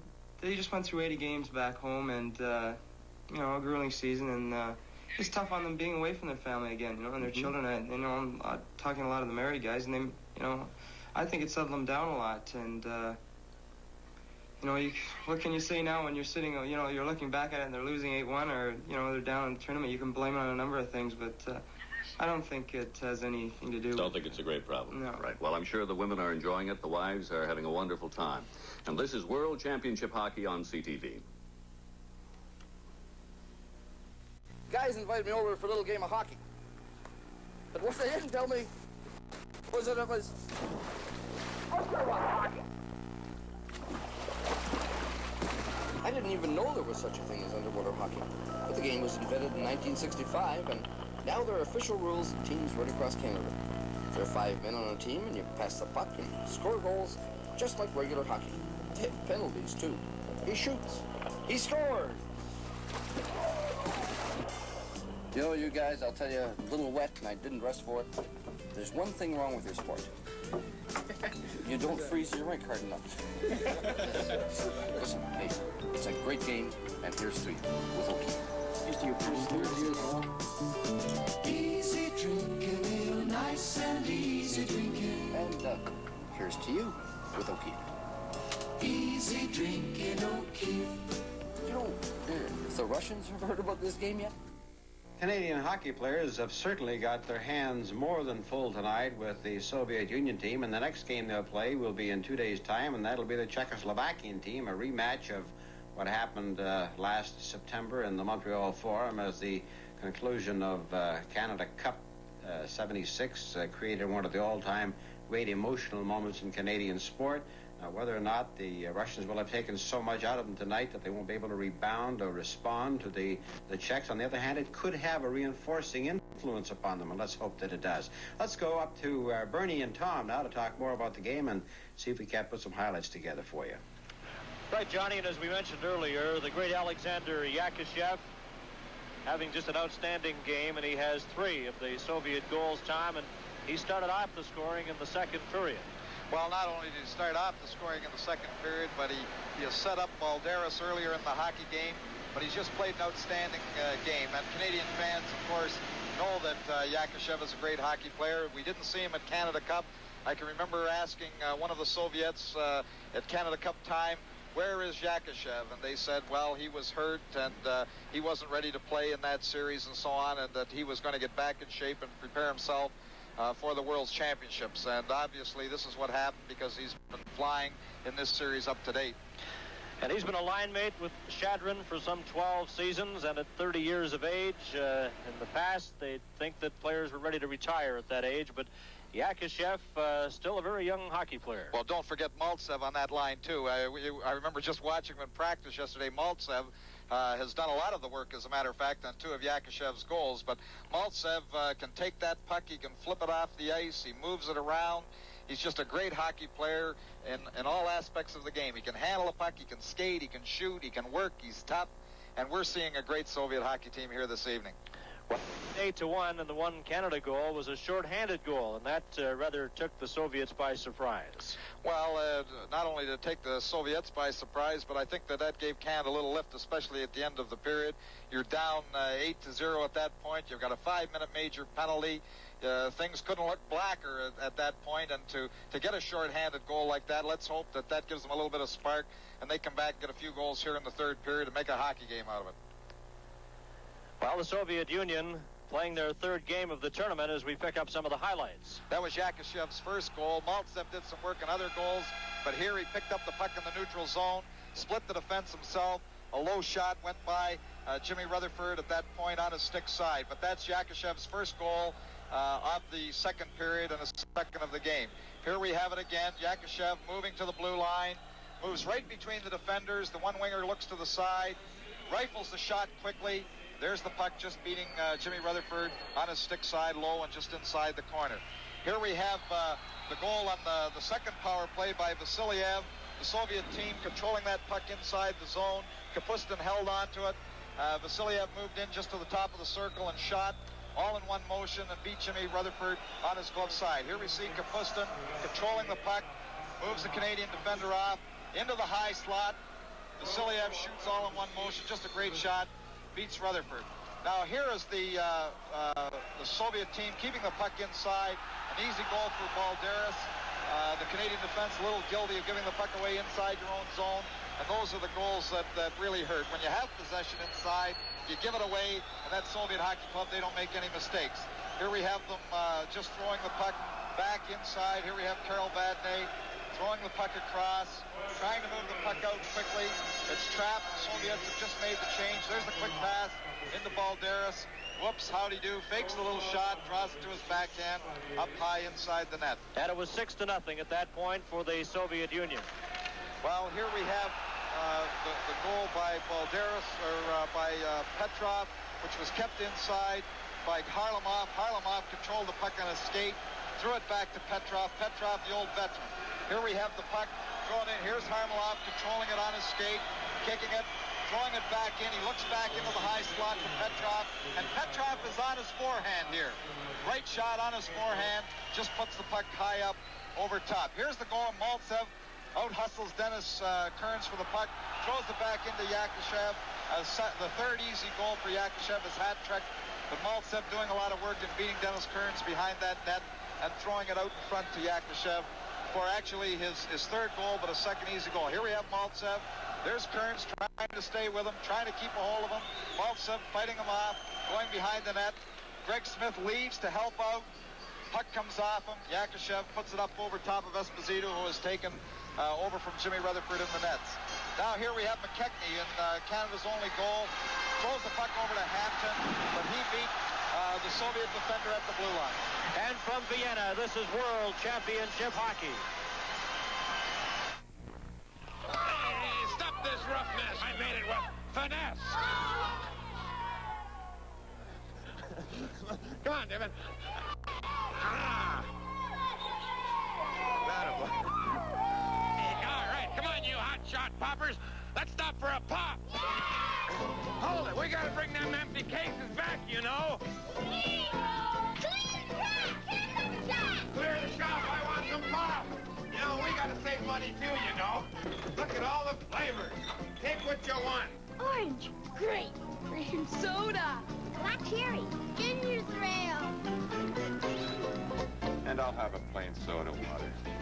Hey, kids, maybe I didn't go far in school, but there's one thing I've learned from my mom and dad. Look after the nickels and dimes, and the dollars will look after themselves. Right? Right on! You've got big bottles, too. And I've got a nose for value. Back at the Stad Hall in Vienna, Austria, Bernie Pascal, along with Tom Watt, Johnny Esau, and Bill Stevenson, and our special guest, Don Lever of the Vancouver Canucks. Ready to start the third period of play. It's 8-1 for the Soviet Union. The puck cleared back into their zone. And going after it is Wayne Merrick, and he takes Zagankov against the boards. McKechnie gets a shot. Tretiak scoops it up, and it's knocked behind the net by Gusev.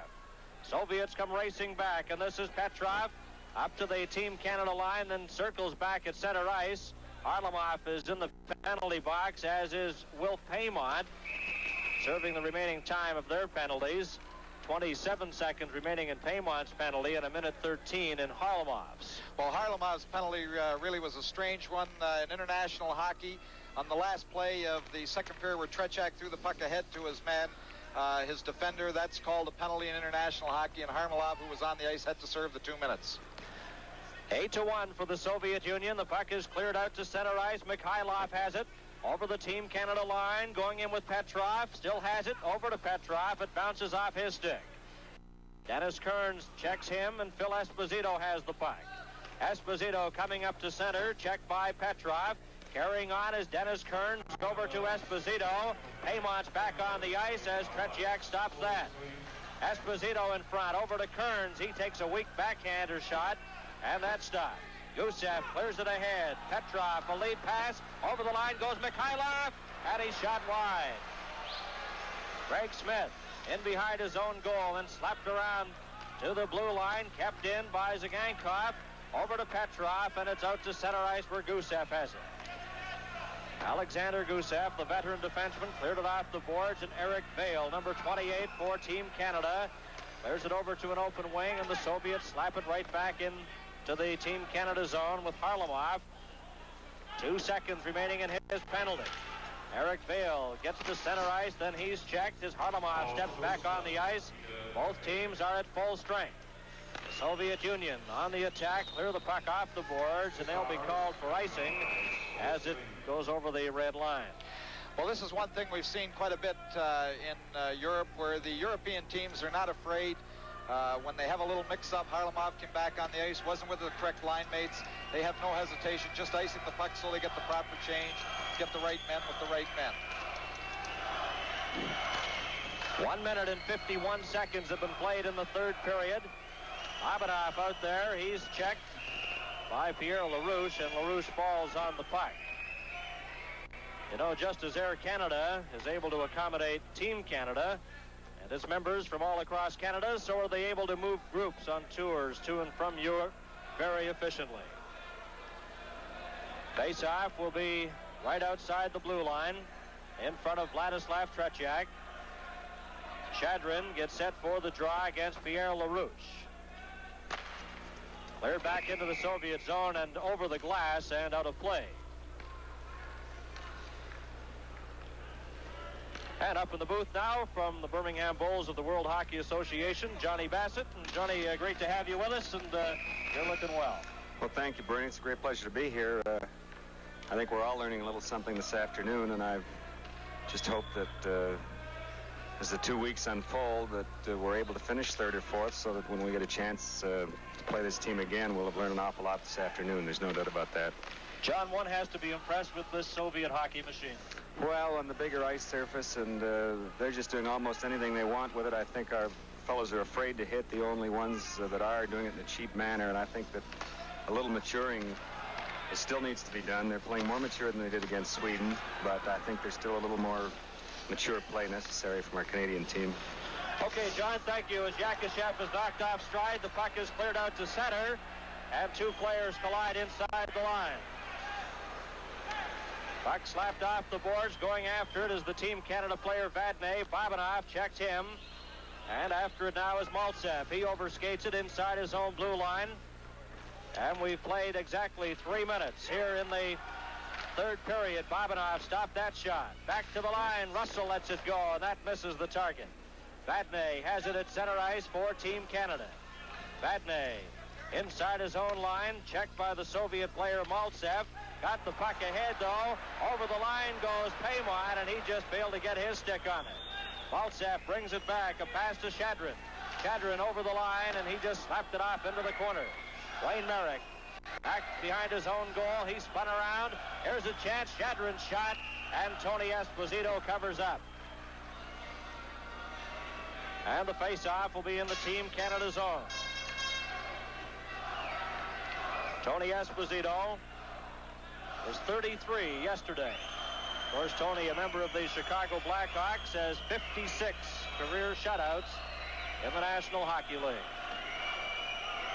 Linesman Martin Ehrhard of Germany, wearing sweater number 8, gets set to drop the puck between Zlukov and Merrick. Puck goes back to Dallas Smith. Smith around the boards for Ellis, too far for him, and Provukin forced to go all the way back into his own zone for it. Watched by Ronnie Ellis, knocks the Soviet player down. Zlukov covers up and carries the puck back out. Up on the right side goes Kapustin. He's stopped by Dallas Smith, and it's Vasiliev, number 6.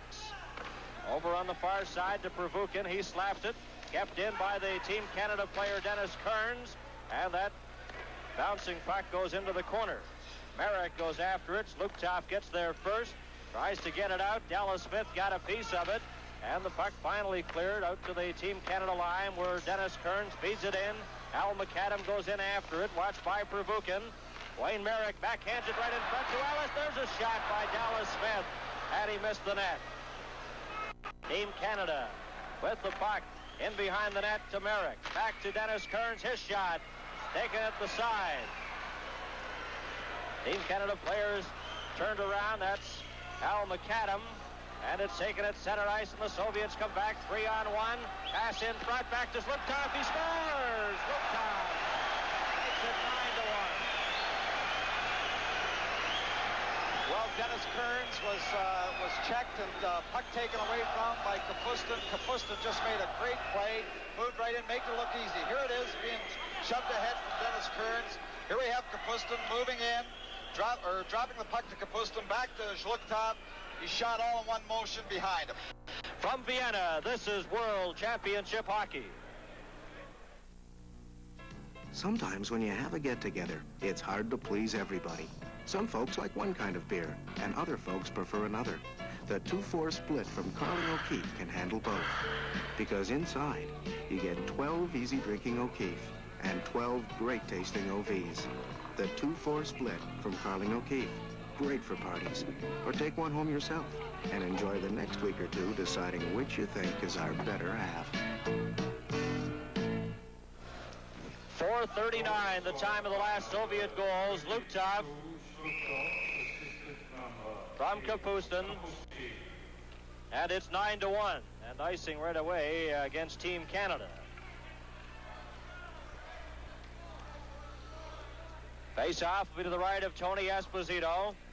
Walt McKechnie, number 11, moves into the face-off circle against number 16. That's Vladimir Petrov. It's back to the line. Gusev shot.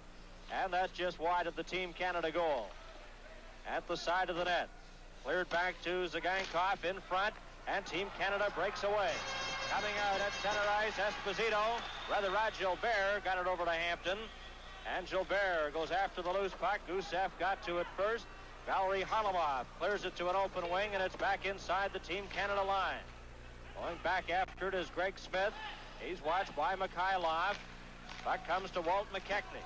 McKechnie, watched by Petrov, gets away from him, goes after the puck, drops it back to the line to Vadnais. He gets set, moves in front, and then lost the puck, and Mikhailov comes back to Valery Harlamov. Over to Mikhailov. Into the corner, checked by Vadnais. Vadnais holds Mikhailov against the boards as McKechnie took a check against the Soviet player, and he fell down. Well, one thing, Bernie, Team Canada is going to have to continue to work hard, because one thing, the Soviets will have no mercy. They'll get as many goals as they possibly can. They'll try to give it to you. They won't stop at 9 or 8. They haven't made a change. They've got 3 young players sitting on the bench. They haven't used them once in the game. They've continued with the same units, and they'll try to run that score up as high as they possibly can. So Team Canada's going to have to work right till the end. And we have 14 minutes and 23 seconds remaining in the third period. Will Paymont has the puck on right wing, stopped by Luchenko. Circling around is Yakushev, gives it to Luchenko, a bouncing puck in front. Ralph Klassen tried to get a piece of it. It's stopped by Russell and cleared outside the line. Esposito fires it into the corner, and Luchenko after it. To Yakushev. Yakushev clears it right in front, taken by teammate Shadrin. He's ridden into the boards, and the puck is at center ice. cleared to Phil Esposito. Off the boards, a race for it, Bobinoff and Klassen. Both players missed the puck. Bobinoff falls. Up with it is Esposito. Ellis moves in front of the net. Puck comes over to Ellis, but he can't get a shot. Ellis picks up the puck, clears it in front to Esposito, and he's checked and knocked down. Ellis moves behind the net, gets the pass from Klassen. Ellis up with the puck. Put it right onto the stick, though, of Maltsev. Esposito almost got it. Yakushev drops it over to Shadrin. And the pass is on this wing behind Maltsev. Maltsev gives it to Bobinoff. Bobinoff to Maltsev, and the Soviets are on the attack again. Over the Team Canada line, Maltsev moves around Russell. Taken against the boards. Vale goes after the puck. It's back. There's a shot. And Vasiliev let it go, and Russell knocked down Maltsev, and he'll get a penalty. Mikhailov parked at the side, fired it home. Well, there we have Yakushev in full flight. He's around behind the net, throws it out to Babinov at the point. He drops his head, blasts one to begin with. The puck comes right back out to Yakushev, who shoots it by the net. With the boards being alive, the puck comes back out to Mikhailov, who jams the puck by Dallas Smith, who was trying to cover up for Tony Esposito, who was over at the far side of the net. Now 10-1 for the Soviet Union. Dennis Kearns has the puck. A lead pass for Pierre LaRouche. LaRouche trying to get by Vasiliev, succeeds, but they can't get a good shot away. And back come the Soviets again. On the attack is Balderas, and it's offside at the Team Canada line as Balderas tried to jump away from the Team Canada defenseman, and he put his teammate offside. The linesman number 11 is Nico Toman of Holland. Speaking of Holland, an interested observer here tonight is former NHL coach Hal Leko, who coached in the Netherlands this past season. He's watching the game here at the Stad Hall. Puck is taken by LaRouche. He's checked. And breaking back is Luktov. And over the Team Canada line, but Vale breaks that up and is cleared all the way down the ice. And it'll be icing against Team Canada. Well, there we see a very disappointed bench of Team Canada, and I'm sure that that they're really down at this point, and they're feeling there's Walt McKechnie talking up a little bit. Come on, gang, we got to get back in here, get a few more goals, try to make this score a little respectable. 11 minutes and 55 seconds remain to be played in the third period. Face-off to Tony Esposito's left. Pierre LaRouche will take the face-off against Luktov. Eric Vale gets it. Drops it back in behind his own goal to Greg Smith. Over on the right side to Will Paymont. His lead pass intended for LaRouche just failed to click, and again, icing against Team Canada. And I certainly don't envy Team Canada coach Johnny Wilson. He's had not too much time to put this club together, and it's been a lot of strain on not only Johnny Wilson, but the entire Team Canada contingent. Well, in all fairness to Team Canada, when you have the short time to prepare for a series like this, a lot of new faces, playing against a very experienced team like the Soviets, you've got your work cut out for you. No doubt about that, Bernie. Will Paymont has the puck coming up to center ice. Pass over to Eric Vale, back to LaRouche. Or rather, Paymont, his shot is deflected off the Soviet player Pervukin. Vasiliev in behind his own net, given an elbow by Eric Vale, and there'll be a penalty coming up, but it's a slashing call to Paymont. Well, again, here we have Paymont, who's going to have a little trouble containing his temper here. He went to the boards with Pervukin, came off the boards when Vasiliev picked up the puck, and again, he just gave him the stick, chopped him, and he's going to the box for 2 minutes. But the Soviets have already scored 3 power play goals, and why he takes another penalty like that, I don't know, Bernie. Well, Eric Vale took the Soviet player up against the boards with his elbows high, but Paymont, at the side of that altercation, slashed at the Soviet player, and he's the one that's penalized. 11 minutes and 27 seconds remaining in the third period. 10-1 for the Soviet Union. Esposito just clears the puck right to Tretiak, and back after it is Gusev. Watched by Ralph Klassen, the former Saskatoon junior. Puck is fed behind the net to Petrov. Soviets on the power play. Petrov gets the puck again. Esposito watches him. Sagankov will try now, coming out to center ice, up to the Team Canada line, over on the right wing. Petrov takes the pass back to Harlamov. Sagankov gets set, and it's kicked out by Tony Esposito. Gusev, watched by Klassen, feeds it to Harlamov on this side, and he just can't get his stick on it. Harlamov tried to get it, stopped, and Team Canada has a break. Russell going over the line, and he misses the net with that shot. On the far side is Petrov. Coming up with Harlamov and Mikhailov, but it's taken by Esposito. Esposito checked by Petrov, still has the puck at center. Runs into Zagankov, gets it, clears it off the boards, and back for it is Harlamov. 51 seconds remaining in the penalty to Paymont. Soviets leading 10-1. Lassen checks him. They'll change ends in 7 seconds. 10 minutes and 7 seconds remaining. As the Soviets come back on the attack, Petrov over the line, gets set as the horn goes to end the first 10 minutes of the third period. From Vienna, this is World Championship Hockey. Good check! Yeah, charging. That was no charge. Charging. No charge checking. That's just like they have at the TD Bank. We have a personal checking account, and when we keep a minimum balance of $200 or more during a complete statement period, the TD automatically cancels the 16-cent charge on all the checks we wrote in that period. No charge checking. No charge checking? No charge checking. It's not a big deal. But it's a good deal.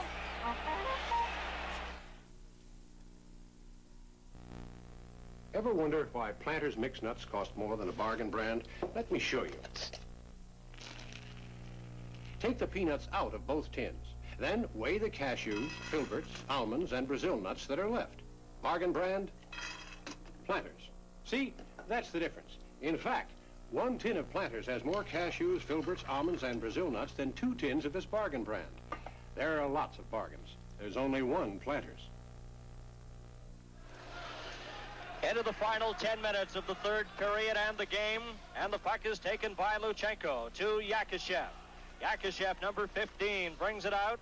He's stopped. After it is Shadrin. He's turned around, but Babanov carries on. Babanov inside his own line. The Soviets at full strength. Paymont has 9 seconds remaining in his minor penalty. Yakashev left the puck there for number 19, Shadrin. Dropped back to Babanov. Babanov shot, stopped the rebound, and Yakashev just missed that. Takes it on the far side as Will Paymont steps onto the ice. Team Canada is back at full strength. Pass in front, Yakashev scores as he got behind Dallas Smith and deflected it into the open net. His 4th goal of the game.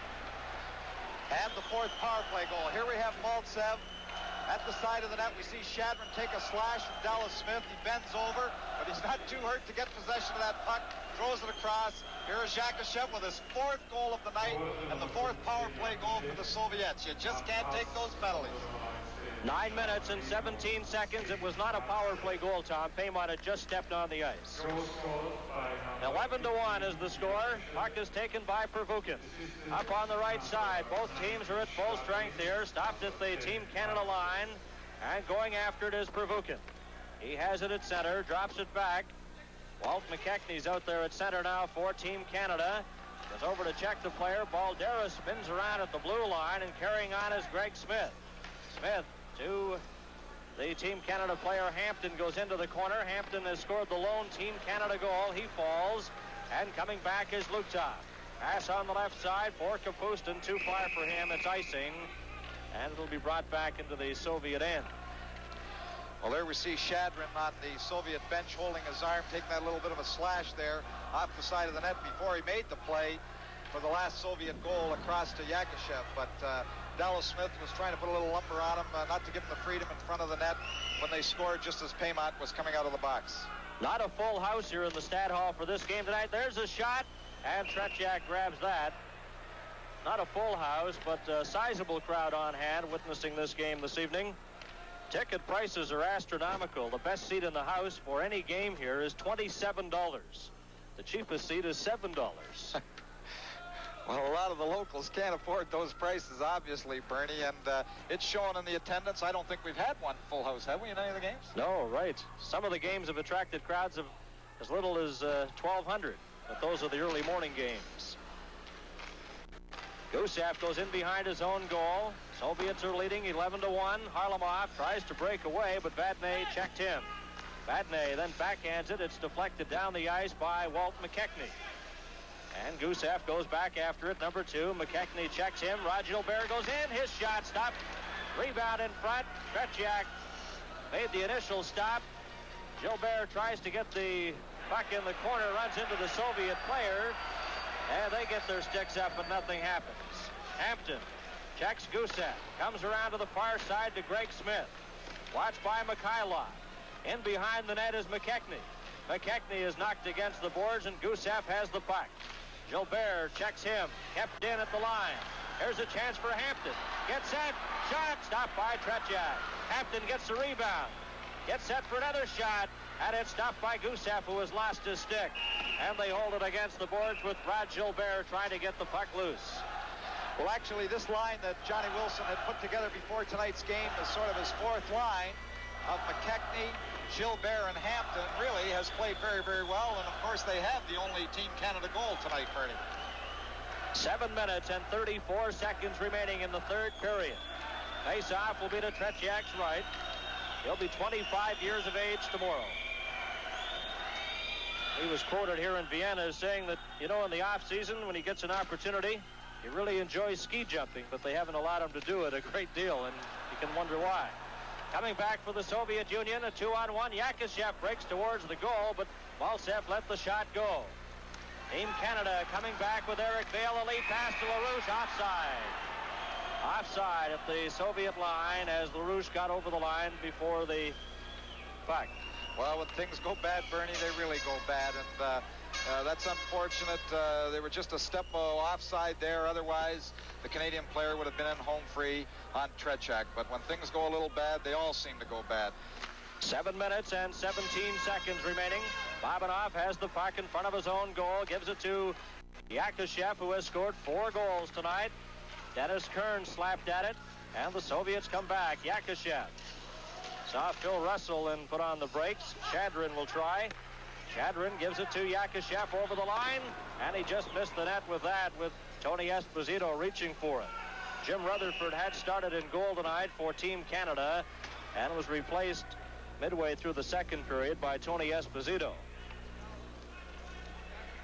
And it's really been no contest. Team Canada unable to really get any serious drive going.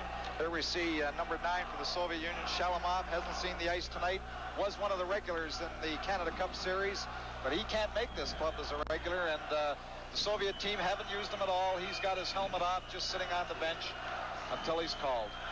Zlukov gets set for the draw. Esposito wins it, and Dallas Smith goes after the loose puck up to Klassen. Klassen let it go. It goes all the way down the ice with 6 minutes and 42 seconds remaining in the third period. The Soviet Union 11 and Canada 1. Vasiliev to Kapustin. Kapustin, number 8, inside his own line, drops it back to Zlukov. He gets by Klassen, then clears it over. And Balderas, who has a couple of goals tonight, clears it right back inside his own blue line as the Soviets move the puck around inside their own side of center ice. Clear to an open wing. Dallas Smith slaps at it. Taken by Balderas. Klassen gets a piece of him, and Esposito has it. Backhands it for Ellis. He can't reach it, and it's inside the Soviet line. Number 12 for the Soviet Union is Pervukin, watched by Ronnie Ellis. Clears it down the ice. It goes back into the Team Canada zone, and back after it is Dallas Smith, and it's icing as it crossed over the line, and the linesman from Germany, Martin Ehrhardt, signifying the icing call. 5 minutes and 54 seconds remaining in the third period. And the face-off will be to Tretiak's right. The backup goaltender tonight for the Soviet Union is Sadelnikov. Soviet Union, of course, entered their first World Hockey Championship back in 1954 in Stockholm. Were unbeaten in that championship and naturally were the winners. And they're favorites here along with Czechoslovakia. They lead this game tonight 11-1. Czechoslovakia shares first place with Sweden. They've played 3 games and won 3. And this would be the Soviets' third straight victory as well. Back comes Al McAdam in the corner. Stops. Tries to set it in front. Gets the pass over, and that shot just goes wide. Comes back to Dennis Kearns to McAdam. Watched by Harlamov. Gets it to Rod Gilbert. Moves in front of the net. And he can't get the return pass over to him. Petrov knocked against the boards. Rod Gilbert has it. Watched by Gusev. Tries to clear it in front. It stopped. But Greg Smith couldn't keep it inside the blue line. Clears it in, delayed offside as the Soviets bring it out. Valery Harlamov inside his own line with exactly 5 minutes remaining in the third period. Both teams are at full strength. The Soviets come back. Up on the left side, carrying the puck is Mikhailov. Drops it back for Harlamov, goes after it. Dennis Kearns checks him, and Team Canada has possession again. Greg Smith ahead to Gilbert. Gilbert over to McKechnie. Over the line, his shot. Tretiak stops that, and it's cleared with a high stick right into the Team Canada bench. From Vienna, this is World Championship Hockey. We all know that nice things happen when nature is allowed to take its own good time. So, even though other brewers make their beer in a month or less, Carlsberg allows nature to take its course for a full 42 days, because that's the time it takes to give Carlsberg its good, fresh, natural taste. Carlsberg takes its own good time. Cheers. Puck taken inside the Soviet line. Will Paymont got a weak shot. Babanov goes after the puck, gives it to Yakashev. Yakashev out there with Shadrin, cleared it right to the Team Canada player Dallas Smith, and he clears it into the corner. After it is Yakashev. Yakashev, watched by Walt McKechnie, goes in behind his own goal, runs into Hampton, left the puck. Babanov then gave it to Hampton, over to Paymont. He couldn't handle it. Paymont goes after the loose puck, knocked against the boards, and Yakashev has it. And we have 3 minutes and 58 seconds remaining. A penalty coming up to Team Canada, and again it's Will Paymont, the penalized player. A delayed call with Tretiak heading to the bench. Babanov leaves it there for Maltsev. Maltsev, a pass on the right side for Shadrin. In over the Team Canada line to Yakashev. Yakashev into the corner. Missed a check, gets it to Shadrin. His shot kicked out by Esposito. Delayed call, a penalty coming up to Canada.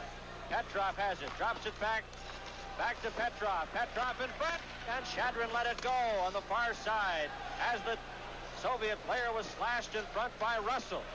And it's taken by Team Canada, and a penalty coming up, and there could have been 2 penalties as Paymont is penalized, but Shadrin was really slashed in front of the net, but there's no penalty there, at least I don't believe. There's just the one call to Paymont. Well, Team Canada has lost their cool here, and there you see the broken stick that was broken over the Soviet player. Paymont picks up his 9th minute penalties in the game, and it's one thing to be losing the hockey game 11-1, but to take penalties like that at this point in the hockey game doesn't make any sense to me, Bernie. 3 minutes and 19 seconds remaining. And it's 11-1 for the Soviet Union. Yakashev has scored 4 of the goals. Ladislav Tretiak has had really an easy time in goal in this contest for the Soviet Union. And a familiar sight, Will Paymont in the penalty box. Face-off inside the Team Canada blue line. Phil Esposito's out there, and he'll take this face-off against Luktov. Ronnie Ellis, Vadnais, and Dennis Kearns also out there to kill off the penalty. Puck is cleared down the ice, and back after it for the Soviet Union is Pervukin. He clears it off the board. Soviets on the power play. Stolen in front. Here's Ellis getting set, and gets the rebound. Stopped by Tretiak. Ellis has it again at the side of the net. Comes to the blue line. Backhands it into the corner to Esposito. Esposito is checked. Puck goes loose. Vasiliev has it. Vasiliev out to his own blue line. Soviets coming back with Balderas going in with Luktov. Luktov takes the pass, a bouncing pass at that. Kapustin back to the line. Gets the return pass, but can't handle it. Goes in behind the net to Balderas on the other side. To Vasiliev. Vasiliev gets set, returns the pass to Balderas, lets it go, and that's wide. And it comes to the Team Canada player Ellis, and he clears it to Esposito. 2 minutes and 22 seconds remaining in the third period.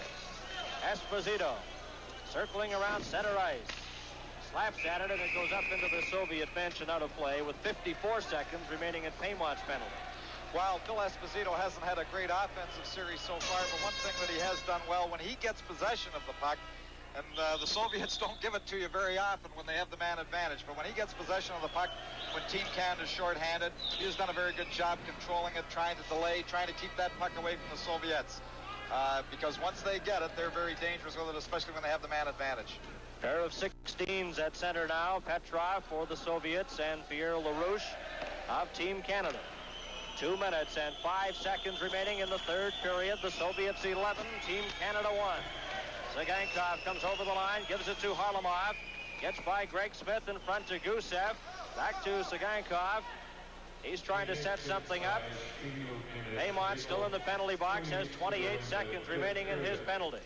We're into the final 2 minutes of the third period in the game. That rolling puck steered into the corner.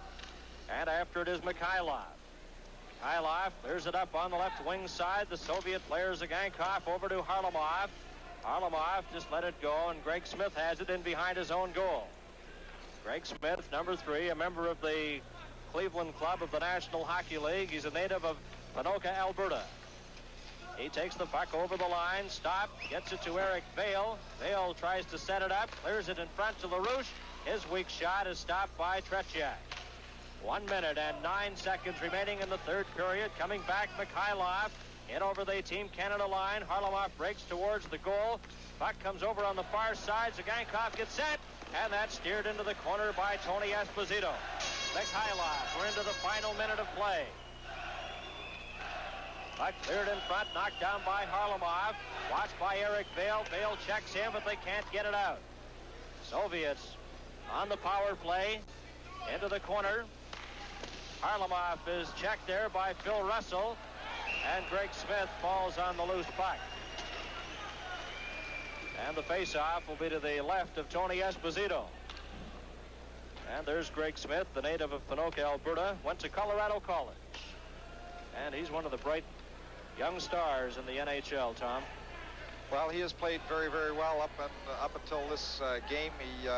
He had pretty good games in the earlier part of the tour in Europe before the tournament started. And the 2 games in Czechoslovakia, he was one of the better Team Canada defensemen. Ready for the face-off. Number 19 is Shadrin of the Soviets. He wins it, gets it back to Maltsev, to Babanov. Almost breaking away was Rick Hampton. McKechnie takes the bouncing puck at center with 27 seconds remaining. Inside the line is Yakashev. Clears it over on the far side. Hampton runs into the Soviet player. Babanov feeds a pass to Yakashev. McKechnie steals that.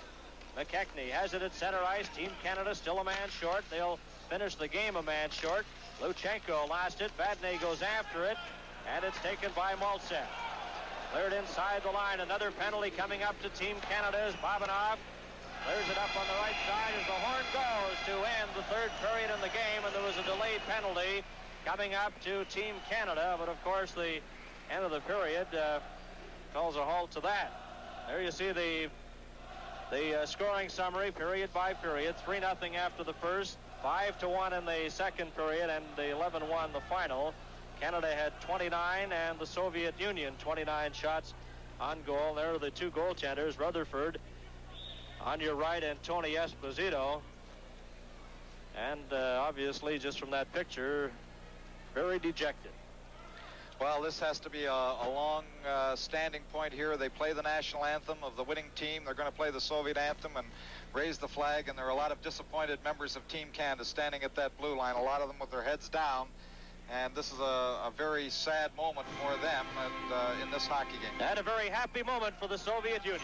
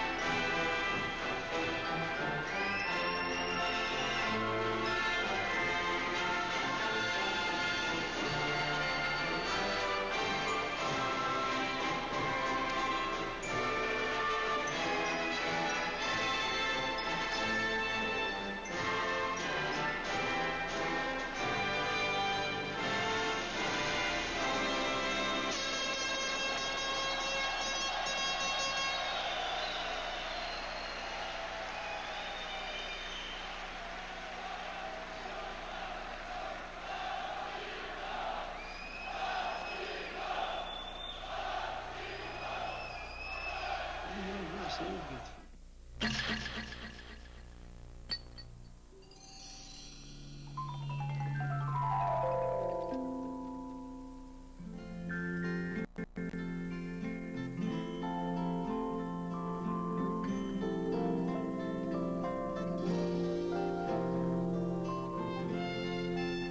in the world do all these beers have in common? The yeast used to brew them comes from a very special strain of yeast. Its name, Saccharomyces carlsbergensis, developed by Carlsberg breweries. Today, more than 175 breweries around the world, including all the breweries in Canada, can thank Carlsberg for helping their beer taste better. And if you think their beers are good, wait till you taste the original. Cheers!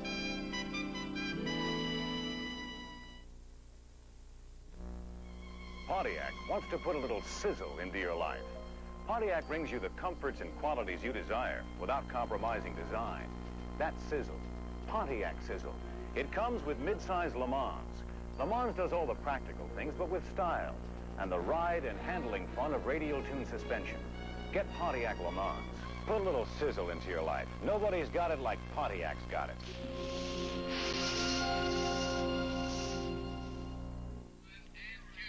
Well, just as the door opened, we got word from the control room that the Eagle had landed. Well, the Eagle is here, and I wish we had more than an 11-1 hockey game to talk about, but unfortunately that is a record now, and I'm sure that all the fans across Canada who have had so much fun in the elation and nights of victories that your teams have provided are suffering as much tonight, but it's still one hockey game. Well, it's a tough one, though, John. It's a demoralizing one. The first 4 or 5 minutes of the game, I thought that Team Canada was going to get a goal or two and take the heat off and maybe put the pressure on the Soviets. They couldn't get it by Tretiak. That happened against the Swedes the other night. It's about time our team started putting the puck in the net, and if they do, we'll see how other teams can come from behind. But to get behind 8-0 before you score your first goal is demoralizing for your team, for your fans, and these players now have a tough job ahead of them. When we came over here, we knew we'd be running into a hornet's nest because the Soviets are still upset since the Canada Cup, and the Czechs are anxious to gain revenge, and they're here with their best teams. We're here with a group of players who are giving their best for their country in very difficult circumstances, so I'm not going to demean their performance at all. The Russians are a group of 30 to 32-year-old hockey players. Some have played together 12 years. The Czechs haven't changed for 8 years. Take the Montreal Canadiens. 1 or 2 changes a year. I'd like to take them tonight. Great hockey game. I mean, it's really an unfair test to put this group of hockey players in, and yet it's something you had to do. Otherwise, there would have been no Canada Cups, I presume. Well, if we hadn't made the commitment to come here for this tournament with a team of players who were out of the playoffs or out of the first round, we wouldn't have had the Canada Cup. And we can't expect the Europeans simply to always play the rules and play the game by our rules. It's a quid pro quo, and we have to deal with them. For 1980, I've already structured discussions with the Czechs and with the Soviets about a 1980 Canada Cup, and it may mean we may have to take pummelings like this in 77, 78, and 79, but to get our best against their best against again in 1980, I think it's worth it. Al, that brings about a question. I have been asked, and this is prior to this game now, by a number of the European correspondents about a rumor that's very prevalent over here, and that is that Canada will be pulling out of the World Championships again after this year. In other words, will not be playing next year in Prague. Can you clear that for us?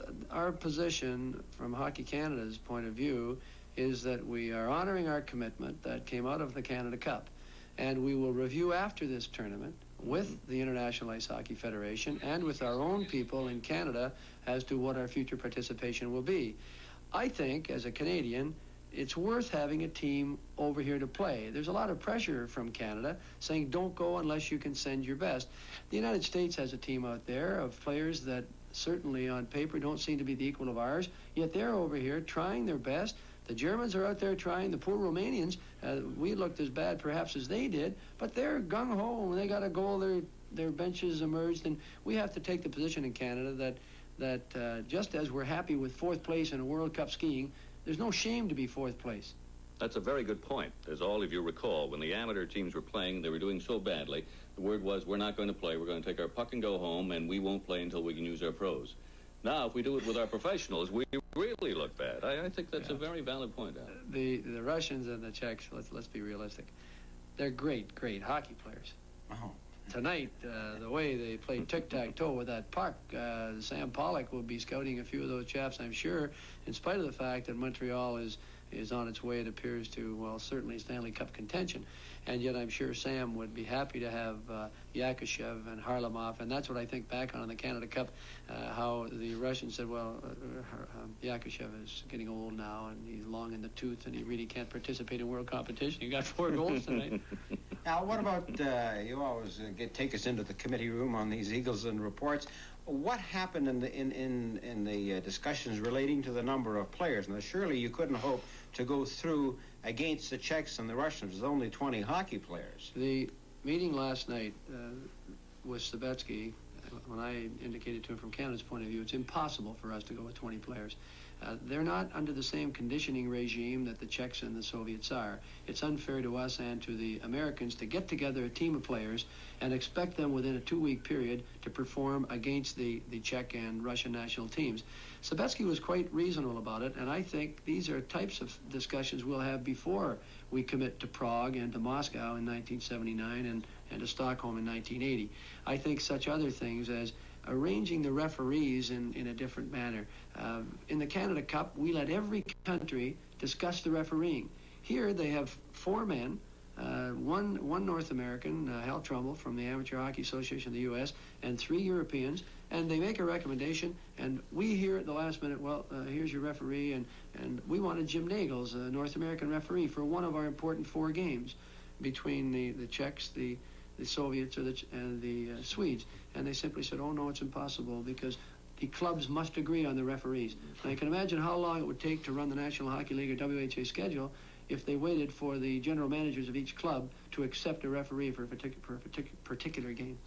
Now, would you go to one more round of playoff teams eliminated next year, or is that not practical from point of view of from time to get together? Will it be any more advantageous? It's something that we're going to have to review with the NHL owners and the WHA owners, and that's why I think we have to look at a long-term package, a 4 or 5 year commitment involving our international competition in North America, bringing clubs over from Czechoslovakia and the Soviet Union, and in conjunction with that, a series of commitments for Prague next year, Moscow the year after, and Stockholm in 1980 before a Canada Cup. Unless I can convince the National Hockey League owners that there's value long-term for them in all of this, they're going to say, look, Al, we're doing our best, but we've got troubles in our own businesses, and we think you're asking too much if you ask of us to let players who come out 1 round later. I would like to see Sittler, McDonald, Thompson, Turnbull, and a few other players on the ice. There's another point, though, and some of the players feel this way, Al. They feel that bringing in the players late destroys the momentum of a club and destroys the harmony and really hurts rather than helps. And next year, I think the right way to do this, even if it starts 4 or 5 days later, I think is to give a 3-week crash course to 20 hockey players, and you ride with them. I think the upsetting factors, as you said, Bill, hurt this team, psychologically and mentally. There's no question that the black sheep, as they're called, are an important part of this team, and yet the minute we had to choose 20 out of 31, there was different thinking. Suddenly it was 2 pieces in one team. And we had to move them out to another hotel. We couldn't get any cooperation from the Austrian Federation on that. We wanted to keep the team together. But now we have 2 teams, 10 of which can't play. And now that we have the 2 injuries, and with our goaltending, with Jimmy and Tony, not being to blame in total, but not shutting out the other team, as this young Swede did to us the other night until the last couple of minutes, it would have been nice to give an opportunity perhaps to a Gilles Malache and a Donnie Lever and a Dennis Verbegaard. Are you going to have trouble with National Hockey League teams? You know, you've lost a couple of players. Pronovo, what's the latest on him now? Pronovo in the game tonight, it looks like he has a separated shoulder. Nothing drastic. Guy Chiron's injury looked worse than it's turned out to be. It's strained ligaments, and he's walking around now and in much better shape than he was 2 days ago. Well, Al, it's always exciting in international hockey on most nights. We have some more games coming up that I'm sure you're going to like. We're still shooting for medals at all sorts, but it's international hockey. And we'll be back in just a moment to tell you about the next telecast. And this is World Championship Hockey on CTV. Hai finito di prepararmi quell'ordine? Hanno venuto altre 4 persone. Oh, mi devi cambiare, vogliono prendere. Ancora, nuovamente, non possibile mai, cambio sempre idea. If you could take a peek into the kitchen of your favorite restaurant, chances are you'd discover just why it is your favorite restaurant. You'd probably find that the chef insists on nothing but the finest, fresh, natural ingredients, because he knows that you'll know and appreciate the extra care and good taste. The Carlsberg Brewmasters feel this way about making beer. They believe there is no substitute for the best natural ingredients. And really, that's what helps give Carlsberg its good, fresh, natural taste. You could say Carlsberg believes in brewing what comes naturally. Cheers.